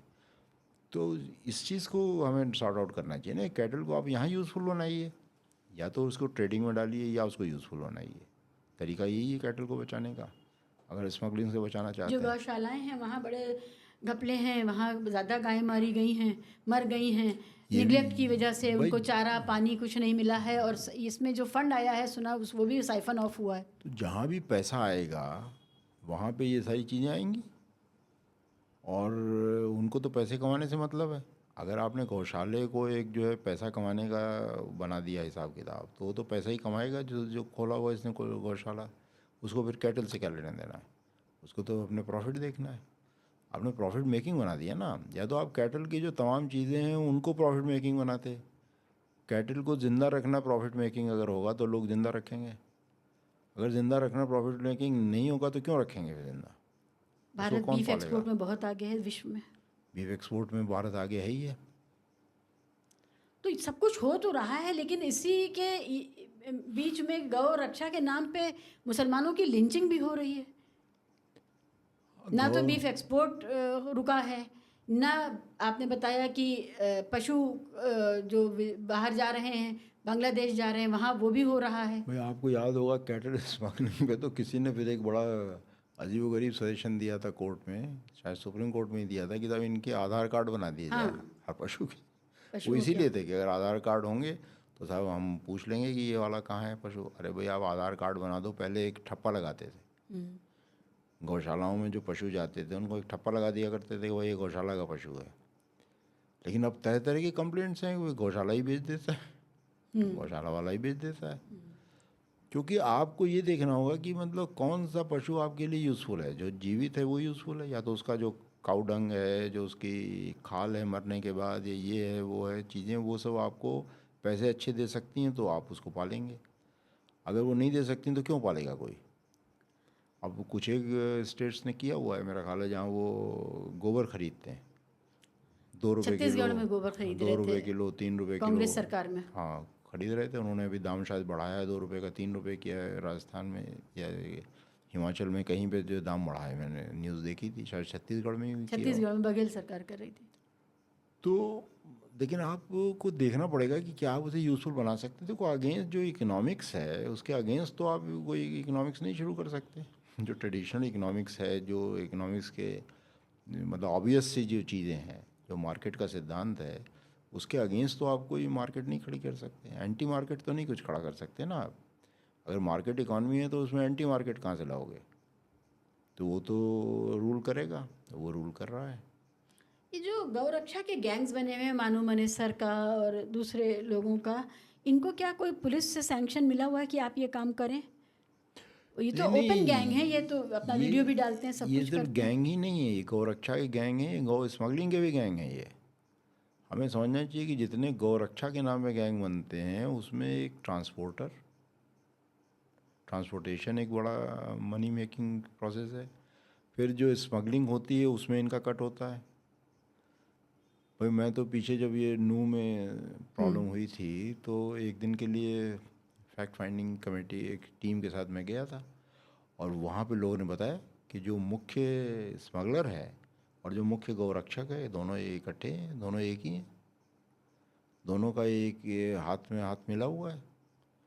ये जो है वो एक हाइप पैदा पैदा करता है गौरक्षा के नाम पे, और वो गौ स्मगलिंग के नाम पे हाइप पैदा करता है, और दोनों के रेट बढ़ जाते हैं और फिर वो पैसे आपस में बांट लिए जाते हैं।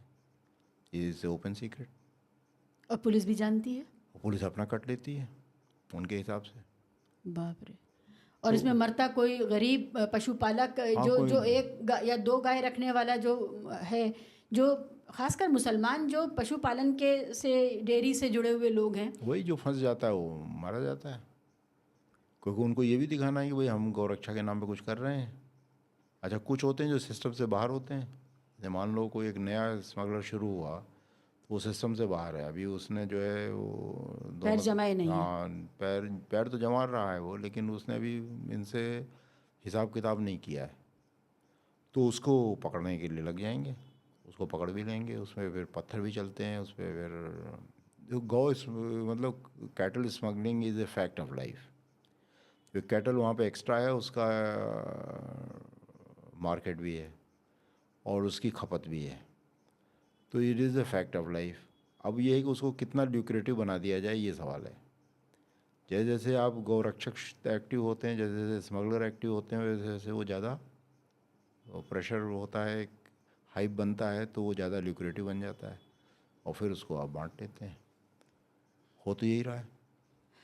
इतना खुल के सब कुछ हो रहा है, लेकिन इसके बावजूद इस मामले में जिस तरह से हत्याएं हो रही हैं, अभी 2 युवकों को जिंदा जला दिया उनकी गाड़ी से खींच के, और उसमें कहीं कोई गाय है ही नहीं सीन में। अभी एक केस में मेरा ख्याल सज़ा भी हुई है, जिसमें गौ लिंचिंग के मामले में एक केस में भी सज़ा हुई है। ओके। शायद पहला ही केस है जिसमें गौ लिंचिंग के मामले में सज़ा हुई है। 20-20 साल की सज़ा हुई है। कौन सी कोर्ट है? मगर ये देखिए, बीजेपी सरकार के ही लोग साउथ में और नॉर्थ ईस्ट में अच्छी क्वालिटी का बीफ उपलब्ध कराने की का आश्वासन देते हैं चुनावों में, तो वहाँ पर वो वही गाय है भारत की, और वही भारत के लोग हैं, और वही भारतीय जनता पार्टी है। ये जो कंट्रडिक्शन है दोनों का, इस पर ना पुलिस समझ रही है इस बात को। भाई पुलिस भी इसमें कॉग्निजेंस तो ले ही सकती है कि ये क्या नहीं, है। बट पुलिस अगर कानून, गौमांस, सवाल है कानून क्या है। पुलिस को तो कानून को फॉलो करना है ना। अगर हरियाणा में कानून है काउ स्लॉटर जो है बैन है तो पुलिस पकड़ेगी। अगर गोवा में कानून है काउ स्लॉटर बैन नहीं है तो नहीं पकड़ेगी। तो ये तो कल्चरल बात है यहाँ पे, कल्चरली, और ये वोट पॉलिटिक्स का हिस्सा है। अब बीजेपी की वोट पॉलिटिक्स यहाँ पे सूट करती है कि आप काउ स्लॉटर को बैन रखिए और उसको मजबूती से लागू कीजिए और उसका फ़ायदा उठाइए, और गोवा में कि उसको मत बैन कीजिए और उसको जो है आप एक्सप्लॉइट कीजिए और प्लेटफॉर्म से कहिए कि देखिए हम आपको अवेलेबल कराएंगे। तो वोट पॉलिटिक्स है, बट सीधी सीधी इसमें पुलिस नहीं शामिल होती। वो पुलिस का तो इन्वॉल्वमेंट यही है कि भाई जो कानून है उसकी पालना कराओ। मैंने कई रिपोर्ट्स देखी जिसमें पुलिस गौ विजिलेंटे ग्रुप्स जो हैं, गौरक्षक ग्रुप जो हैं, उनके साथ इन टैंडम काम कर रही है और उनको अपना सहायक की तरह।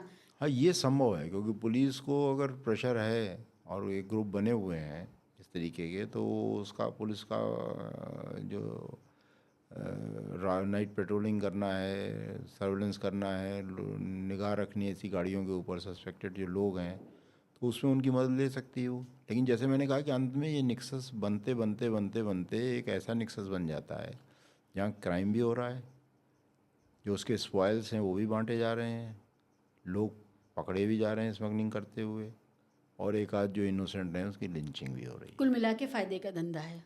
कुल मिला के फ़ायदे का धंधा है, एक सिस्टम बना हुआ है और वो सिस्टम ने आपस में एक दूसरे इक्वेशन को बैलेंस किया हुआ है। अभी एक बयान आया है तमिलनाडु से, एक मंत्री हैं, उन्होंने कहा कुछ भाषण में उन्होंने ये बात कही है, पब्लिक स्पीकिंग में ये बात कही है कि अगर वो मंत्री नहीं होते तो प्राइम मिनिस्टर के लिए उन्होंने कह दिया कि वो उनको मतलब हिंसा करने की बात कही है उन्होंने, मैं दोहराना नहीं चाहती, तो ये हिंसा करने के लिए बात कह दी उन्होंने। ये जो अब इसमें क्या पुलिस कोई सुमोटो एक्शन ले सकती है? क्या आपको लगता है कि ये जो पॉलिटिकल क्लास इस लेवल पर जा रहा है, चुनावी माहौल है, इसमें हिंसक भाषण दिए जा रहे हैं, दोनों तरफ से चलेगा, एक ही तरफ से नहीं चलेगा? ये तो सोसाइटी में स्केयर फैलाने की बात है और कानून के प्रति डिसरेस्पेक्ट फैलाने की बात है, तो इसमें अगर एक्शन तो बन मतलब सकता है। विधायकों के विरुद्ध पुलिस कुछ कार्रवाई कर सकती है? हाँ कर सकती, क्यों नहीं कर सकती, करना ही चाहिए। अगर इस तरीके का स्टेटमेंट और भी पब्लिकली दिया जा रहा है तो ये तो बड़ी मतलब डिस्टर्बिंग चीज़ है। ओवर द पीरियड विधायकों के शब्दों पर लगाम लगाई नहीं है पुलिस ने। हमने देखा देश के गद्दारों को गोली मारो, ये वाले भाषण आए। एक कपिल मिश्रा ने खड़े होकर के दिल्ली दंगों से ठीक पहले चुनौती दी कि मैं दिल्ली पुलिस को चुनौती दे रहा हूँ, या तो ये हटवा दें प्रोटेस्टर्स को, नहीं तो फिर हम अपना काम करेंगे। इन सब के विरुद्ध कोई कार्रवाई नहीं हुई। और यही फिर बाद में जो अभी तमिलनाडु से जो बयान आया है विधायक का, मंत्री का, वो तो ऑब्वियस है कि भाई पॉलिटिकल पैटर्नेज है, पॉलिटिकली सूट करता है आपको, वोट पॉलिटिक्स में जिसका फ़ायदा है, पुलिस आपके पास है, उसका जो डिस्क्रिशन है वो आप अपनी मर्जी से उसको ट्विस्ट कर लेते हैं।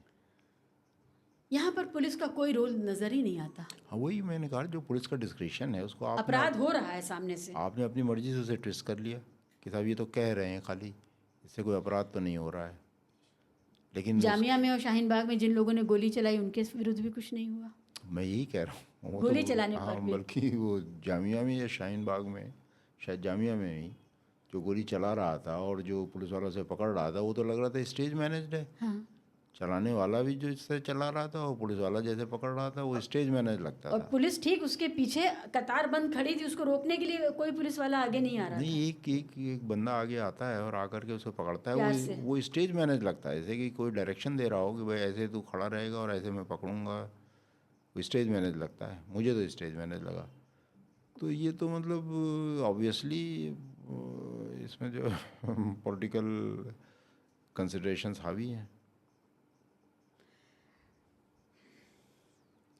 कुल मिलाकर के हम फ्रॉम वर्स टू बेटर पे नहीं जा रहे हैं। जो रिफॉर्म्स हो रहे हैं, जो नए कानून आ रहे हैं, जो माहौल बन रहा है, तो पुलिस का जो वजूद है वो अपने आप में और ज़्यादा गौरवशाली बने, ऐसा कुछ नहीं होता दिख रहा है। समाज की तरफ से भी उसको प्रताड़ना झेलनी है, या ये कम से कम ये भावना कि पुलिस हमारे लिए नहीं है, हमारी रक्षा के लिए नहीं है। और जो पॉलिटिकल क्लास है वो तो पुलिस को अपनी जूती की नोक पर रखता ही है। और पुलिस को लगातार हमने देखा पिटते हुए भी, जो सरकार के साथ जुड़े हुए संगठन हैं उनके द्वारा, और पीटते हुए भी उन लोगों को जो चाहे पुलिस की ही ट्रेनिंग के लिए आए हुए हों और किसी वजह से उन्हें प्रोटेस्ट करना पड़ रहा हो। तो कुल मिलाकर के पुलिस का जो भविष्य है भारत में, वो गौरवशाली होता हुआ दिखाई नहीं दे रहा है सर। और ये बड़ा अनफॉर्चुनेट है कि मतलब आपको लगता है कि भाई अगर अक्टूबर का महीना आए और 21 अक्टूबर को एक पुलिस कमेमोरेशन डे परेड होती है, पूरे देश में हर जगह जहाँ जितने पुलिस वाले मारे गए हैं उनकी सूची एक पढ़ी जाती है, एक परेड होती है, लोग उसमें खड़े होते हैं, श्रद्धांजलि अर्पित करते हैं। और मुझे पता नहीं अब फिगर कितनी है, लेकिन 600, 700, 800, हज़ार तक की मैंने सूची देखी है जो कि कानून व्यवस्था को करते हुए पुलिस वाले शहीद हुए हैं। और इतनी बड़ी मात्रा में किसी ऑर्गेनाइजेशन के, ये आर्मी को भी शामिल कर लीजिए, लोग नहीं मरते हैं इतने में पुलिस वाला मरता है। और उनकी ड्यूटी तो हार्ड है ही है, चाहे आप पुलिस के कितने भी खिलाफ हों, लेकिन जब आप उसको ड्यूटी करते देखते हैं तो आपको पता है कि उसके लंबे आवर्स होते हैं, स्ट्रेस उसके सर पे सवार होता है, फैमिली के लिए टाइम नहीं होता उसके पास, गालियाँ उसको हर तरफ से मिलनी है, कब कौन पत्थर मारना शुरू कर दे, कब कौन उसके खिलाफ जो है हथियार उठा के शुरू हो जाए, डिस्ट्रेस दुनिया भर का है। तो ये सब होते हुए भी और इतनी ज़्यादा सेक्रीफाइस करते हुए भी पुलिस का फ्यूचर अगर ब्राइट नहीं है तो ये तो वास्तव में बड़ी दुर्भाग्य वाली बात है, अनफॉर्चुनेट चीज़ है। और इसमें मैं कहूँगा कि पुलिस लीडरशिप भी उतना शायद नहीं सोच रही है, और जो पूरा क्रिमिनल जस्टिस सिस्टम है ओवरऑल वो इतना उसको जो है सपोर्ट नहीं कर पा रहा है। और सबसे बड़ी चीज़ है जो पॉलिटिकल लीडरशिप है वो इसमें कोई डायरेक्शन नहीं तय कर पा रही है। अगर आप अपने रोड मैप में यही शामिल नहीं करोगे कि हमें एक अच्छी पुलिसिंग चाहिए, एक ऐसी पुलिसिंग चाहिए जिससे देख करके समाज में सिक्योरिटी की भावना पैदा हो, वास्तव में जेन्युइन सिक्योरिटी की भावना पैदा हो बजाय डर की पैदा होने के, जब तक हम इस बेसिक चीज़ को नहीं समझेंगे और पॉलिटिकल डायरेक्शन इधर नहीं काम करेगा तब तक अनफॉर्चुनेटली ये व्यवस्था चलती रहेगी, यही सिस्टम चलता रहेगा। 2024 के आम चुनाव अगले महीने हैं। हमें नहीं पता कि ये पुलिस का इस बार के चुनाव में रोल क्या रहेगा, वो अपने लिए नेक नामी कमाएगी या बदनामी कमाएगी, लेकिन ज़्यादातर संकेत यही हैं कि पुलिस का रोल बहुत क्रूशियल होने वाला है। ये बहुत अहम चुनाव हैं और पुलिस अपना इकबाल बचा सके, अपना इकबाल बुलंद कर सके एक ऐसी फोर्स के तौर पे जो कॉम्पिटेंट है, जो प्रोफेशनल है, जो बिना किसी सरकारी और पॉलिटिकल लाग लपेट के काम करती है। पुलिस के लिए इन चुनावों में सबसे बड़ा चैलेंज यही रहेगा कि वो अपनी जो रेपुटेशन है वो उसको बचा सके। हम लोगों ने कई पहलुओं पे बातचीत की। आपका बहुत शुक्रिया विकास जी, आप लोगों का बहुत शुक्रिया। अगर आपने अभी तक यहाँ तक देखा है अपने इस चैनल को तो बने रहिए साथ में, इसका भी ख्याल रखिए, अपना भी ख्याल रखिए। नमस्कार।